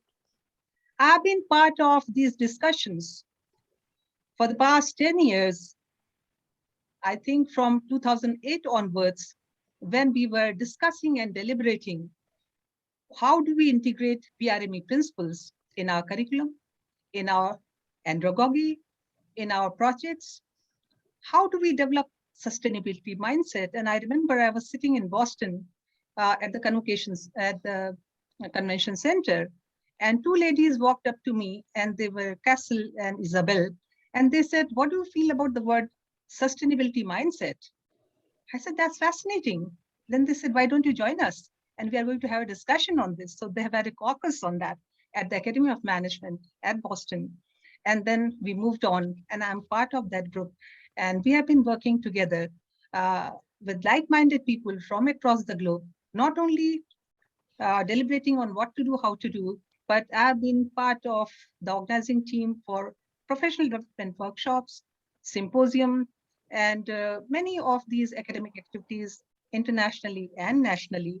And that has resulted into publishing 3 books, one on Handbook of Sustainable Development, another on HRM for Organizational Sustainability, and the other one was Managing for Responsibility, a Changing Paradigm. In the interest of time, I would like now to come to my concept of sustainability mindset. Now, in my view, it is a set of competencies, which I would label as cognitive, affective, moral, and behavioral competencies. These are a cluster of competencies. And I have been researching on these competencies over the years. These researches I shared in different fora. First time, in fact, Joe's mentioned about my tenure at Germany at HHL International University. And that was a prime champion in school. And I was very inspired by the kind of work the students of that university have been doing. They used to measure, how much energy could be saved if they switch off the air conditioning, the heater, and then they will calculate it and come out with the paper and share in the class, and many fascinating things, Christmas without borders, and very innovative ideas and projects, they were doing. So this inspired me to come up, why were they doing, what were the thoughts behind it? So there has to be. Radha, I'm really sorry, we have to, go a little faster. So yes, so I would stop here. So my concept of sustainable mindset is a set of competencies which involve cognitive aspect, affective aspects, moral aspects, and behavioral aspects. I'll come back to it in the second round. Thank you very much, Jose. Thank you. I'm just trying to keep time. And by the way, just to the audience, we agreed beforehand that I could play the, the strict timekeeper. And that's why I'm doing this. We've agreed on this. Okay, over to you, Raghu. Thank you very much, Dr. Jose and esteemed panelists, SPJIMR. Thanks very much, PMRI, for this opportunity. Okay. Without getting into the theoretical aspects of the mindset and other things, for a management institute, the major challenge is reconciliation of the ideas of shareholder primacy and a stakeholder value creation. Okay, I think this is where the challenges arise. How do we move the community, right from the board of governors to the directors, deans, and those who create the curriculum, the faculty, students? How do we take along all these stakeholders and make them believe that a new way of thinking, the sustainability mindset, will create equal or better opportunities for businesses to create value, not only for themselves, but for the environment and the society? I think that's where the biggest challenge lies. We can get into the theoretical aspect of what constitutes mindset, but how do we already have a set of stakeholders who enter a management institute.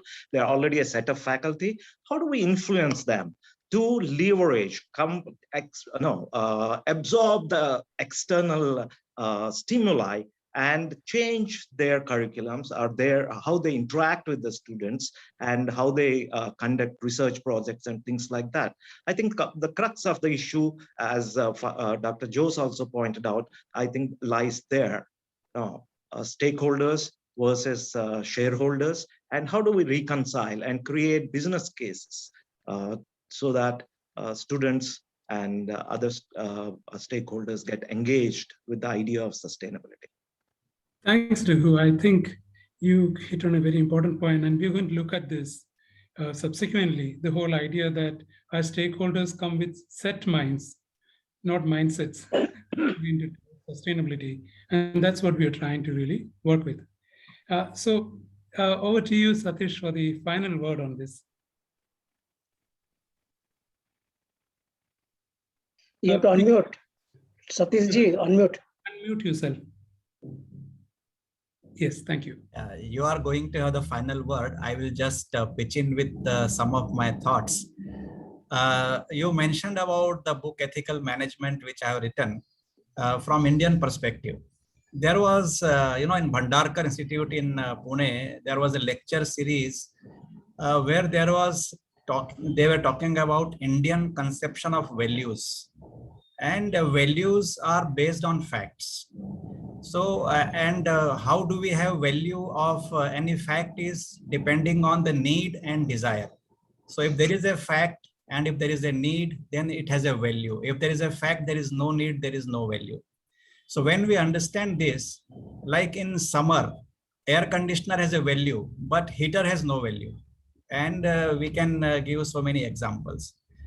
And desires play a very important role, as Radhaji also mentioned in her talk about those Indian philosophies. So when desires become overwhelmingly prominent, then the question of ethics arises. So this fact, need, value cycle is broken by the desires. So when we understand this, we will move from to the current discussion of sustainability. Because why we are discussing sustainability, that because of we have expanded our needs and we have inflated our desires.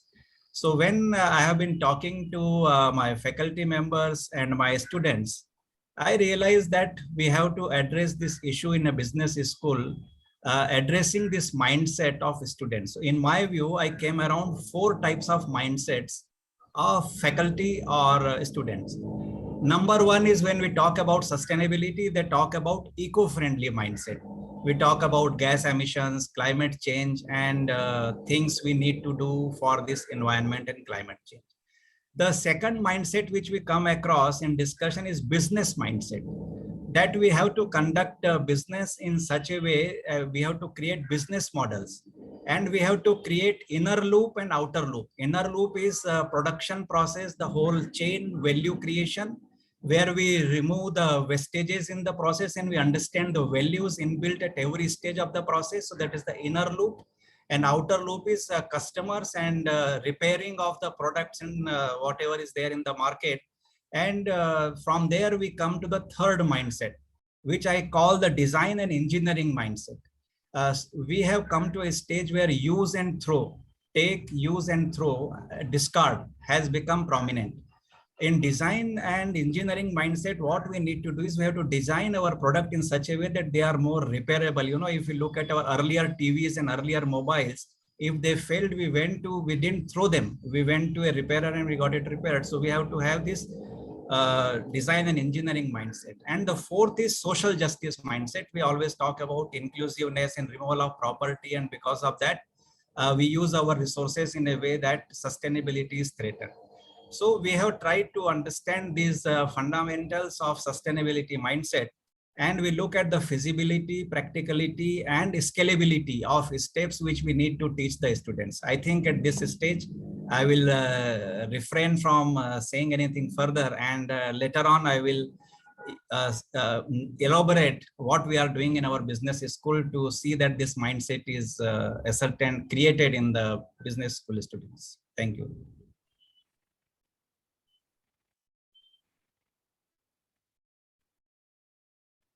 Yes, Professor Jose.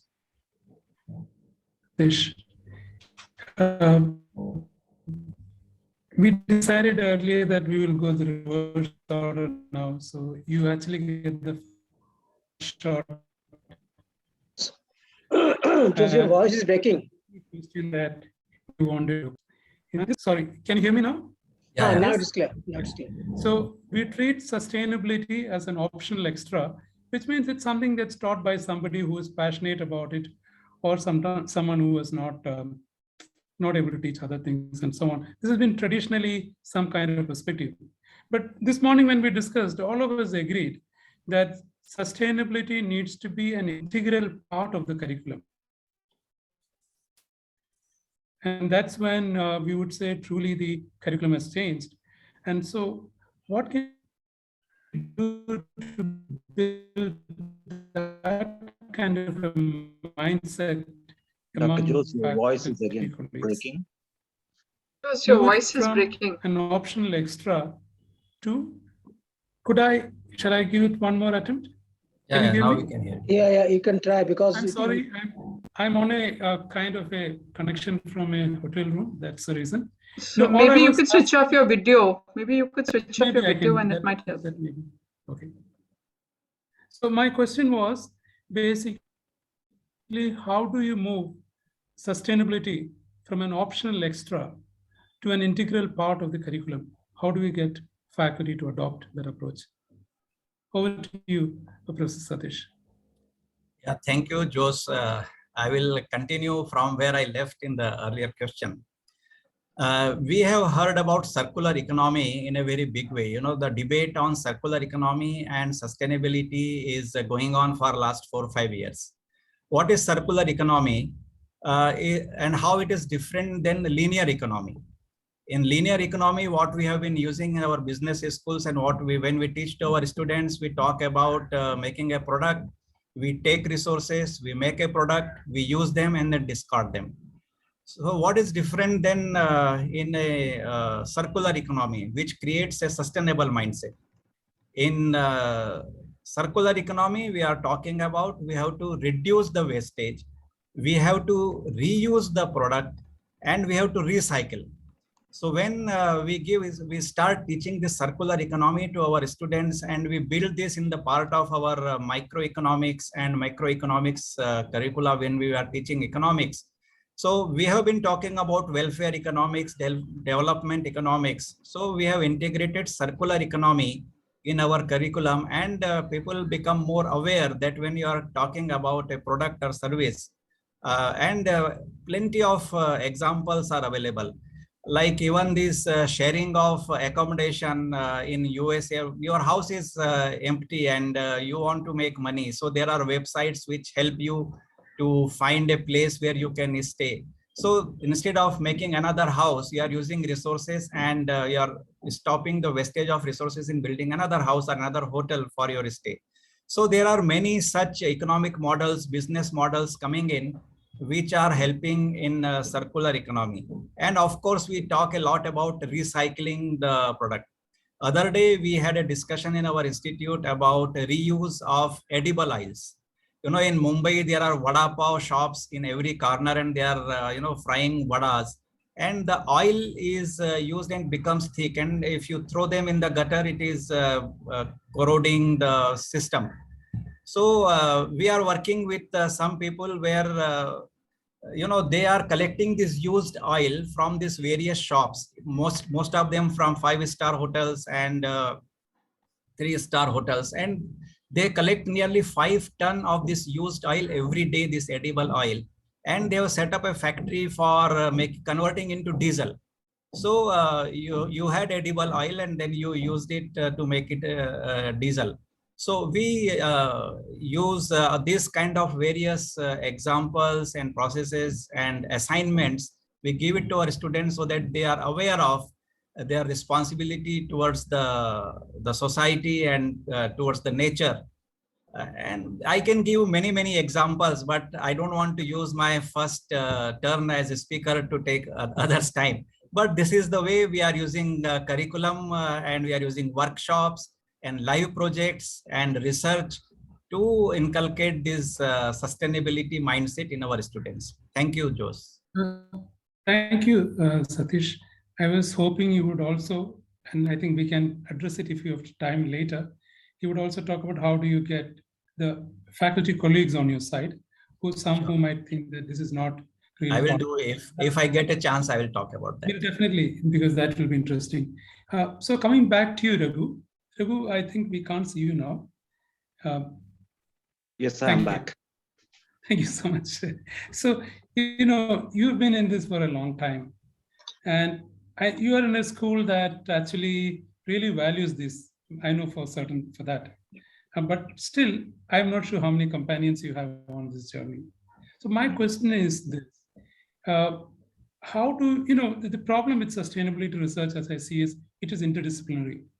And therefore, publishing avenues are few. And therefore, shining in a conventional way, is quite difficult. And finding a place in a B school is a little difficult. So my question is, how do you motivate faculty? What kind of incentivization is possible? And I'm not just talking about money, because not every school can do that. But how do you get more and more people to actually work on issues that are really important with respect to sustainability? People from maybe operations or marketing or any other subject. Over to you. Very interesting question. When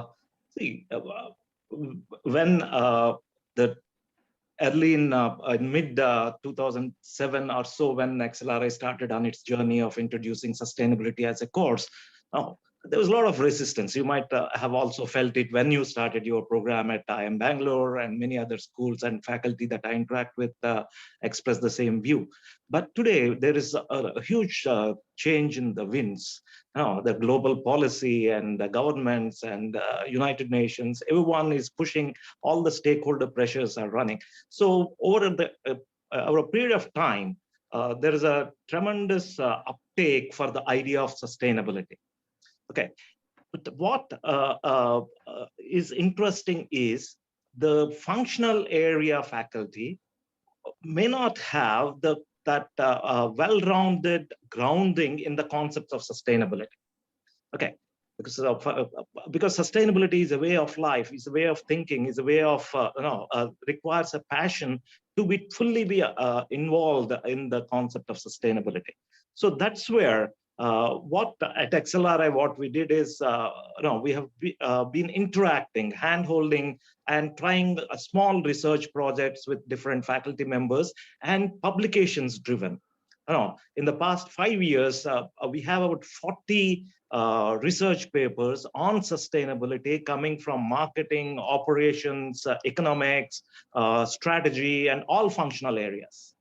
Okay, how this happened is one, the management, board of governors and the director, dean's office, we have made it very clear that sustainability is important. It is part of our vision, and it is the purpose for which XLRI exists. Okay, a strong message, a signal that has gone from the top leadership, and there's an uptake from a lot of faculty members supported by researchers, our FPM students. They really worked hard on these things, and this really helped. Okay, that is one. But how do we incentivize? Okay, I have known many people who work on sustainability without expecting anything back. Many of my friends are passionate conservationists. They care a damn about a rupee coming back to them, and they have dedicated their lives to protecting some nondescript insect in Western Ghats. Okay, so that is the kind of commitment. Yes, if you have 1 or 2 faculty members in a management institution with that kind of a passion and support from the top leadership, then the transition, it might take a period of time, but it happens over a period of time. Okay, and of course, it requires support in terms of allowing freedom to this faculty to explore without putting too much of pressure on publications criteria. As I said, there are not many good journals that support sustainability publications that are considered as ADBC or something like that. So it acts as a disincentive, but if the top leadership accepts that, yes, there are certain constraints and encourages those faculty to pursue their passion. Okay, and money is, many research institutes or MBA management institutes have incentives for publications. Okay, but not everyone. So that is a smaller component, but allowing that freedom and knowledge sharing, the opportunities for collaboration. And I think that freedom of thought process of only concentrating on sustainability without putting pressure on that individual faculty member to not only teach sustainability, but also teach strategy, or I think that sends a strong signals. Then this faculty member or the sustainability champion can collaborate with his colleagues and show the path forward.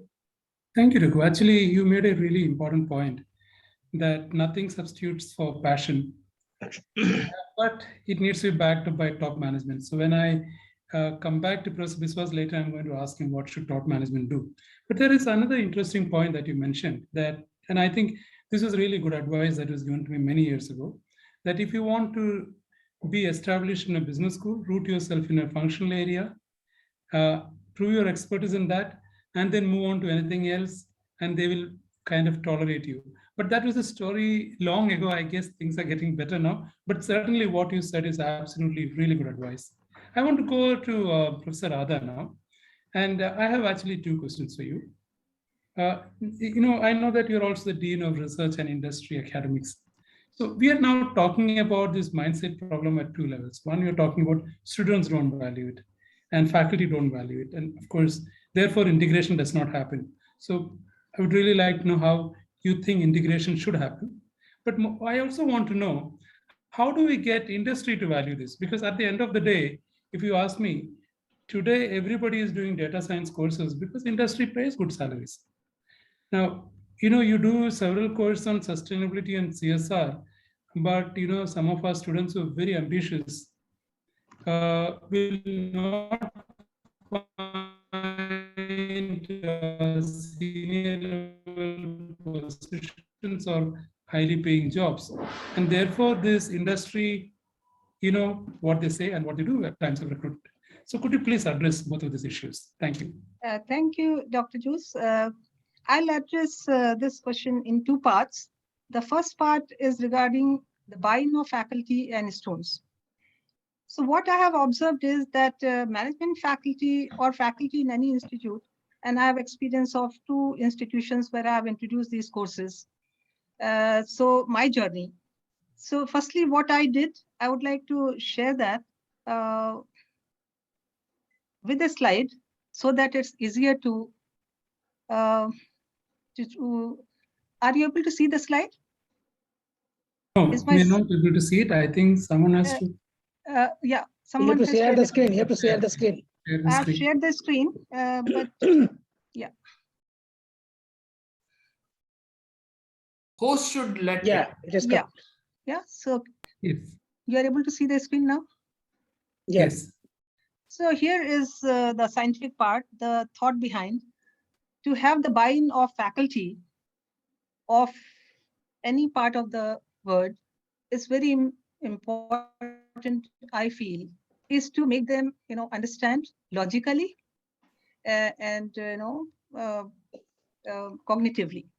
So this is the model that I developed, and I linked it with 6 principles of Prme. These are the 6 principles: purpose, values, method, research, partnership, and dialogue.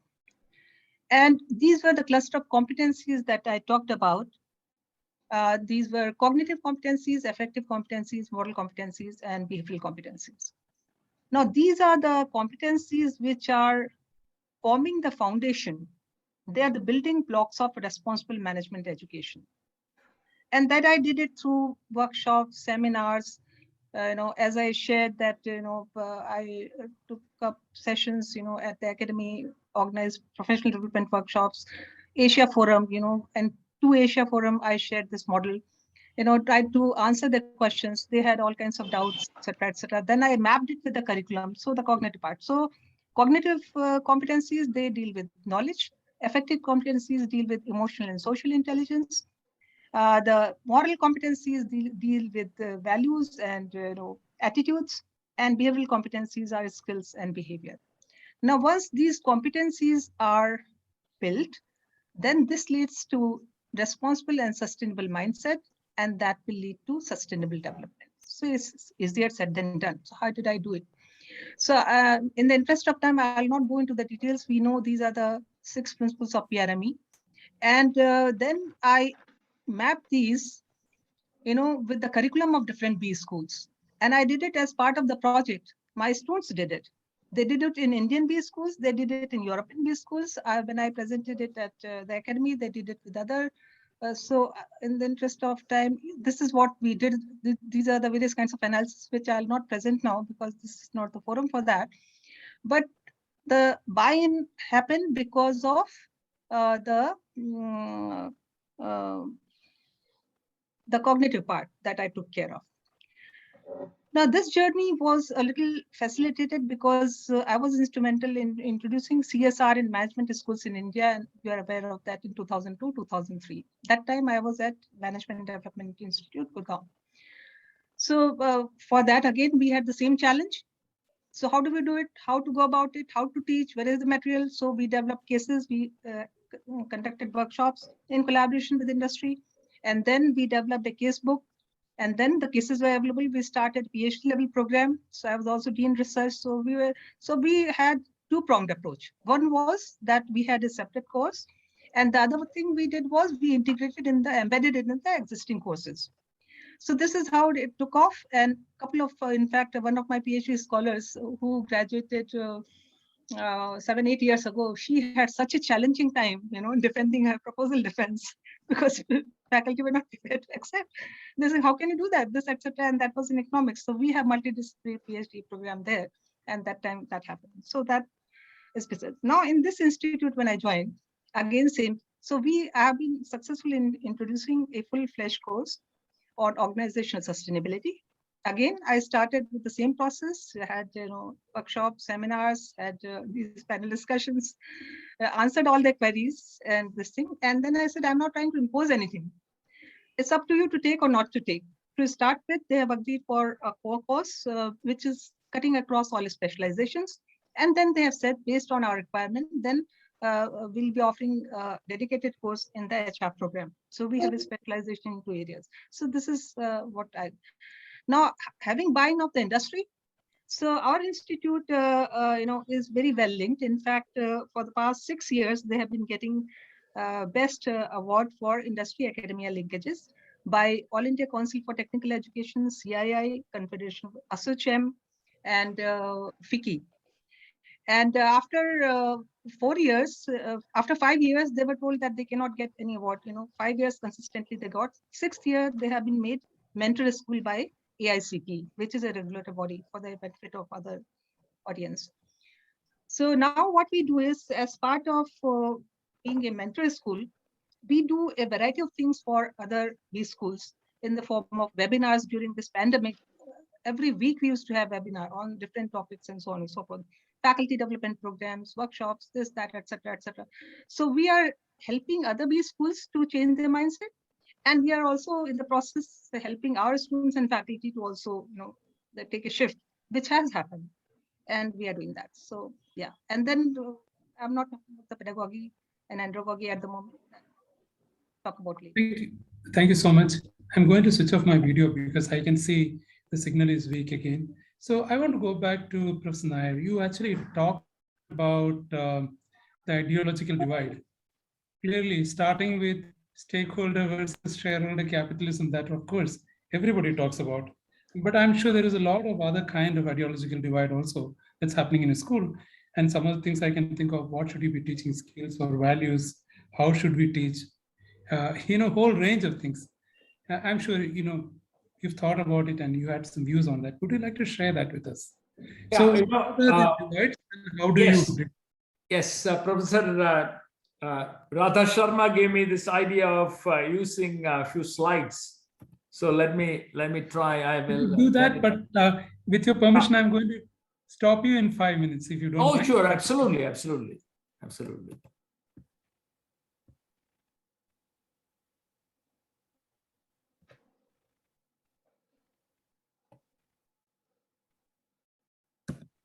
Right.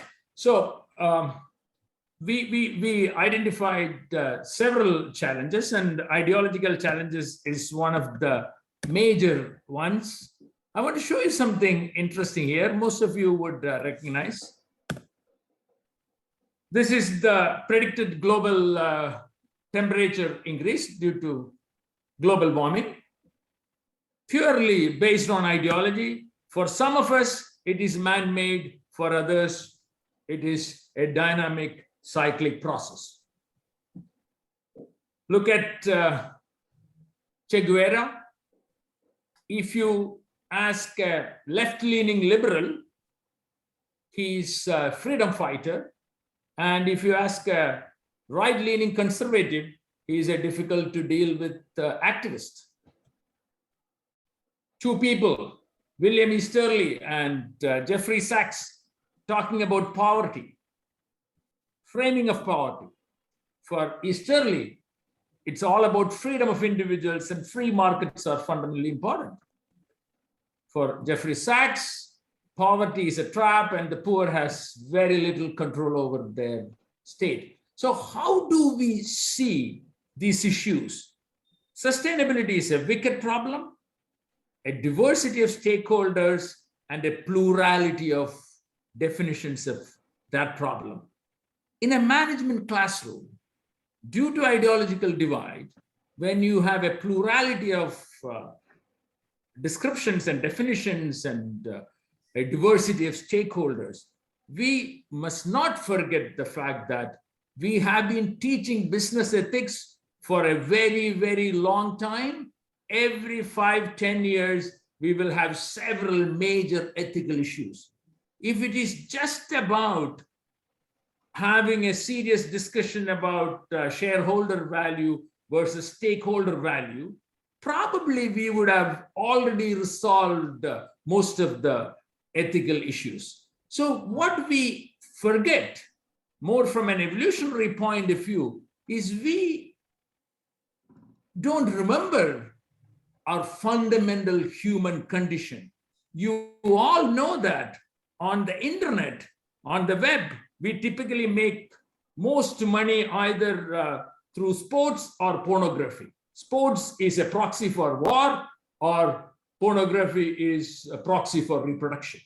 So we should not forget fundamental human condition. But at the same time, our modern newfound philosophy would moderate a lot of our fundamental approaches. And one of the ways how we deal with this ethical divide is multiple reframing. Here is an interesting example from an AMJ paper from 2015. This is how a group of 7 youngsters fought the Italian mafia.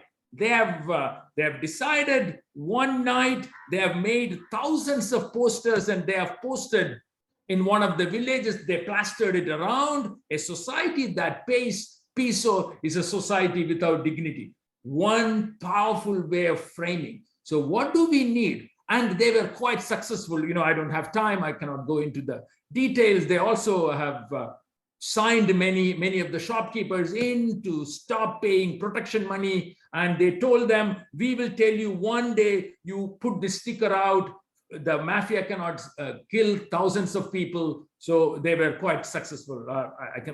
If I get time, I can go into the details. The idea is the question of reframing by understanding our fundamental human condition.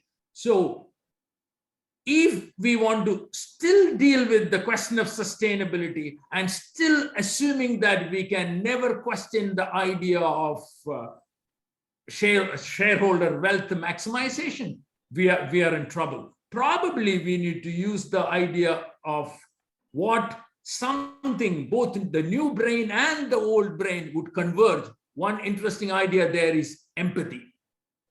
Mammals fundamentally have empathy, and our newfound philosophy would reinforce and enrich empathy. And we know that empathy is the mother of excellence. And if we are trying to achieve excellence, we want to eliminate poverty. We want to keep our environment clean. We do not want to destroy non-renewable resources. So the question here is a bit more deeper than a discussion between shareholder and stakeholder one. And another important point to conclude here is we need to look at the issue of sustainability at every level, shareholder, stakeholder level, evolutionary psychology level, any level possible. I have an interesting example comparing psychology with the material science. You can see here, if you want to compare to explain the difference between diamond and graphite, you cannot go into the atomic level. If you look at the atomic level, it's carbon atoms and electrons, protons, and neutrons. But if you stay at the crystallographic level, you know that hybridization is different. Graphite is sp2 hybridization, if you remember your high school chemistry, and diamond is sp3 hybridization. And you can finally, to conclude, a deeper understanding of the phenomena at every level can inform very interesting insights, and that's very important. And repeated reframing is one of the ways to deal with this ideological divide. Thank you. Thank you, Professor Nair. I think that was a really interesting way of looking at it. I wish we had more time to explore it. But of course, if we do have time, we should explore. One of the things that Raghu mentioned earlier is, look, you need commitment and passion. And the experience that many of us in this field have is that commitment and passion can only go up to a certain level. What is required is not commitment and passion alone. It also requires commitment from the top management. And that is where I think often we have a problem, because you have passionate faculty, but unless they are given the right nurturing environment, they're not able to flower. Think of a young assistant professor who wants to make the grade to a professor. It is quite difficult for him to go against the flow of, whatever is general flow of things. So that's where I want to come back to you, Professor Biswas. You have been in leadership positions in several schools. And so you know how the top management works. And you have also been in a school that is exclusively focused on sustainability. Yeah. So as young faculty members, and I'm sure there are many in this group, how do we influence this senior management? I'm talking about the top management of a school to, fall in line with our passions, than our falling in line with their, requirements of business. Yeah. Thank you, Jose. Now, it is always a difficult proposition, how to motivate the faculty for issues of the sustainability and all that. What we did, I was just asking, how do you motivate the management? I'll go to that only.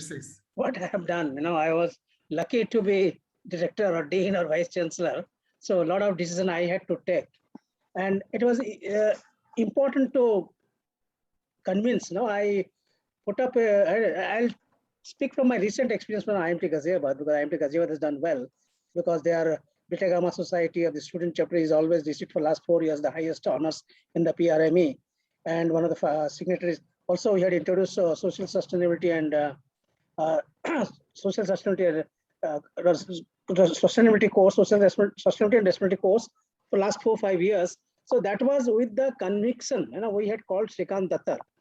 Sometimes we have to bring in external element.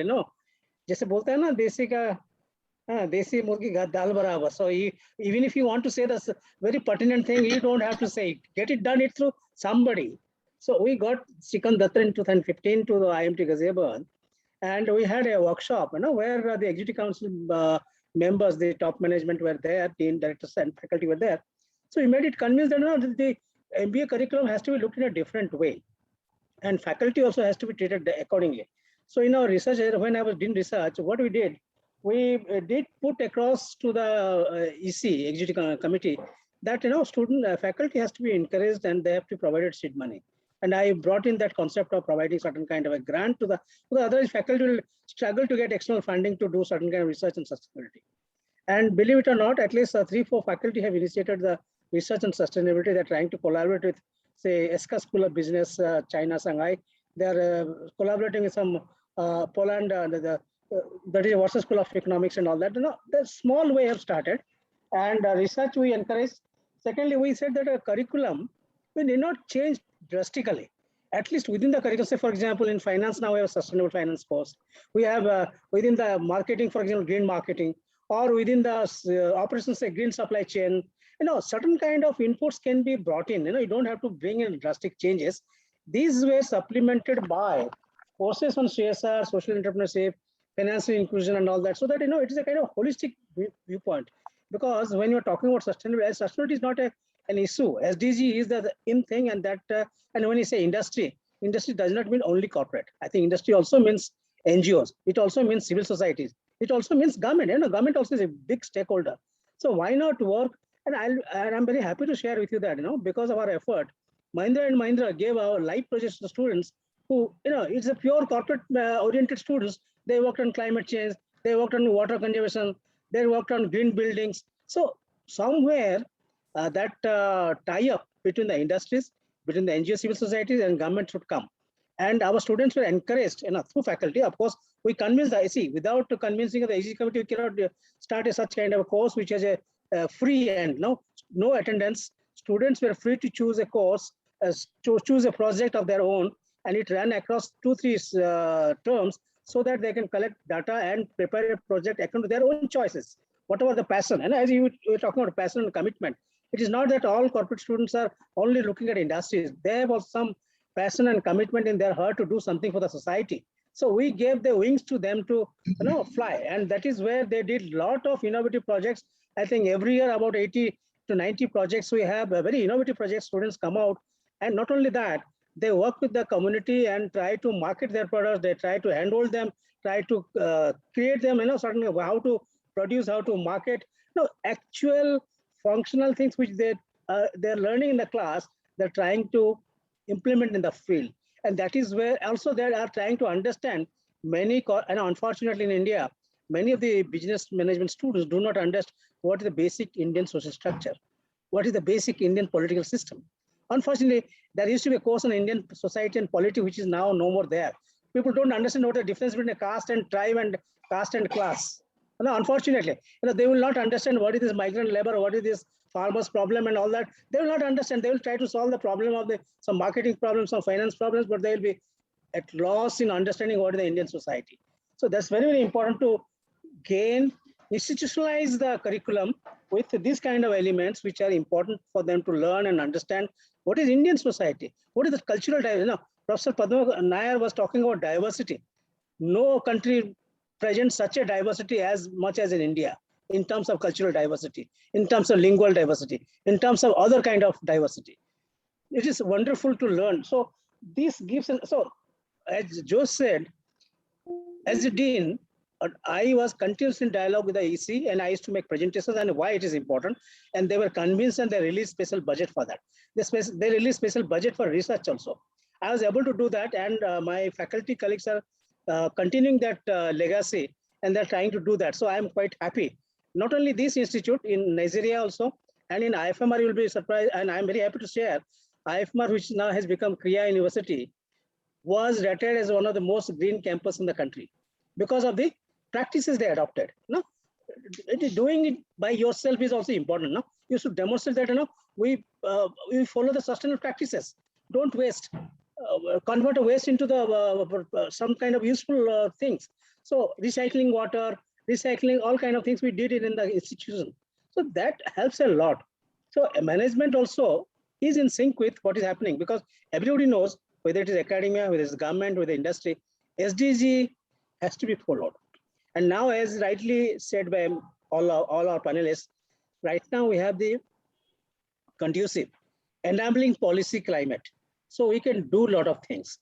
Only thing is that the commitment has to flow from the leadership positions.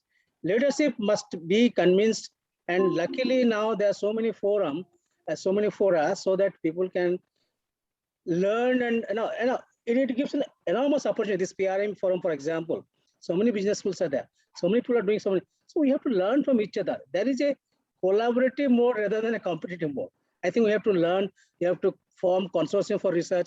You have to do some kind of, even you can, like in the morning we were discussing cultural fest. Students can join, students can learn from each other's experience. So that will, because management cannot afford to ignore the current trend. Because if you ignore the current trend, then you are lost.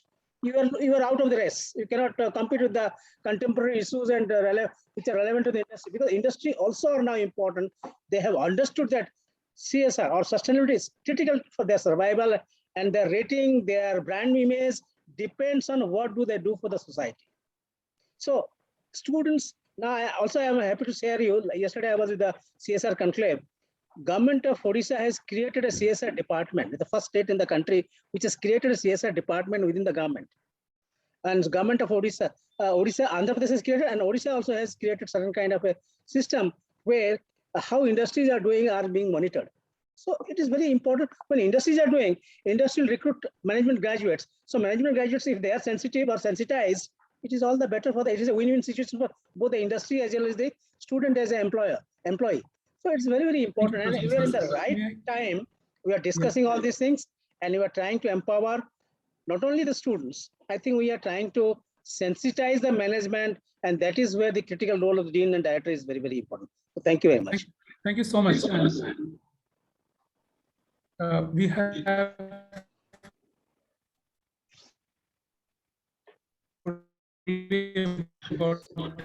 Your voice is again breaking, Jose. And I want to invite anyone who has a question to the panel. Yeah, can you hear me now better? Hello, can you hear me? Yes. Hello, can you hear me? Yes. Okay. Perfect. So I just want to invite the audience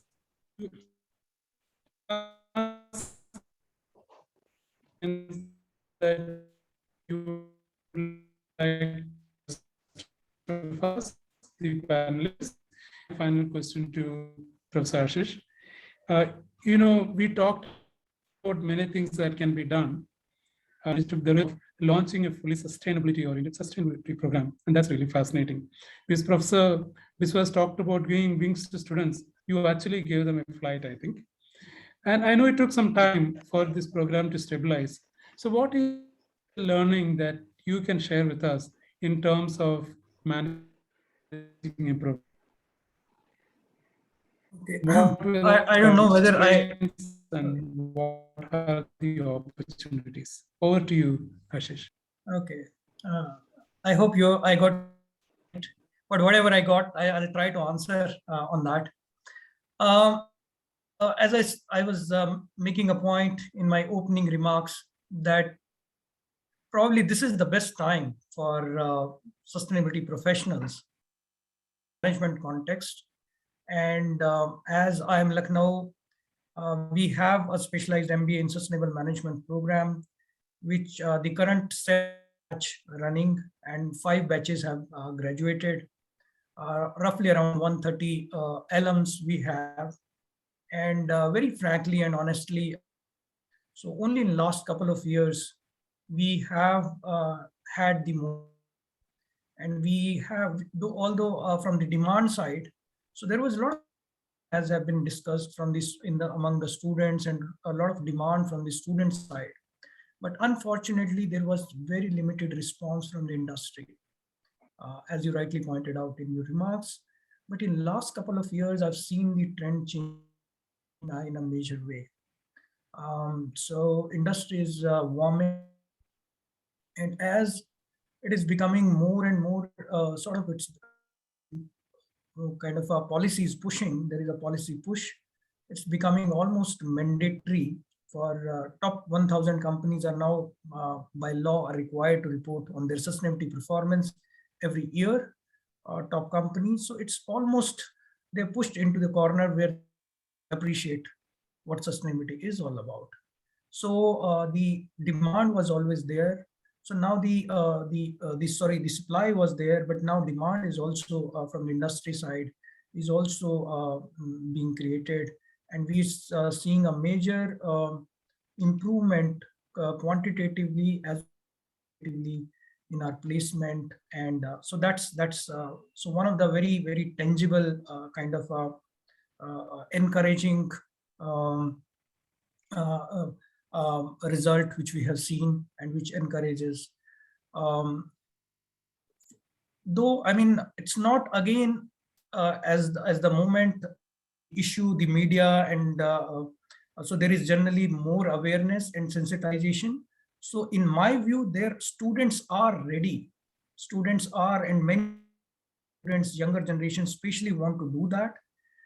But are we ready with the assessment frameworks? Are we also, so for example, if someone wants to do MBA in sustainable management, does he or she also have to go through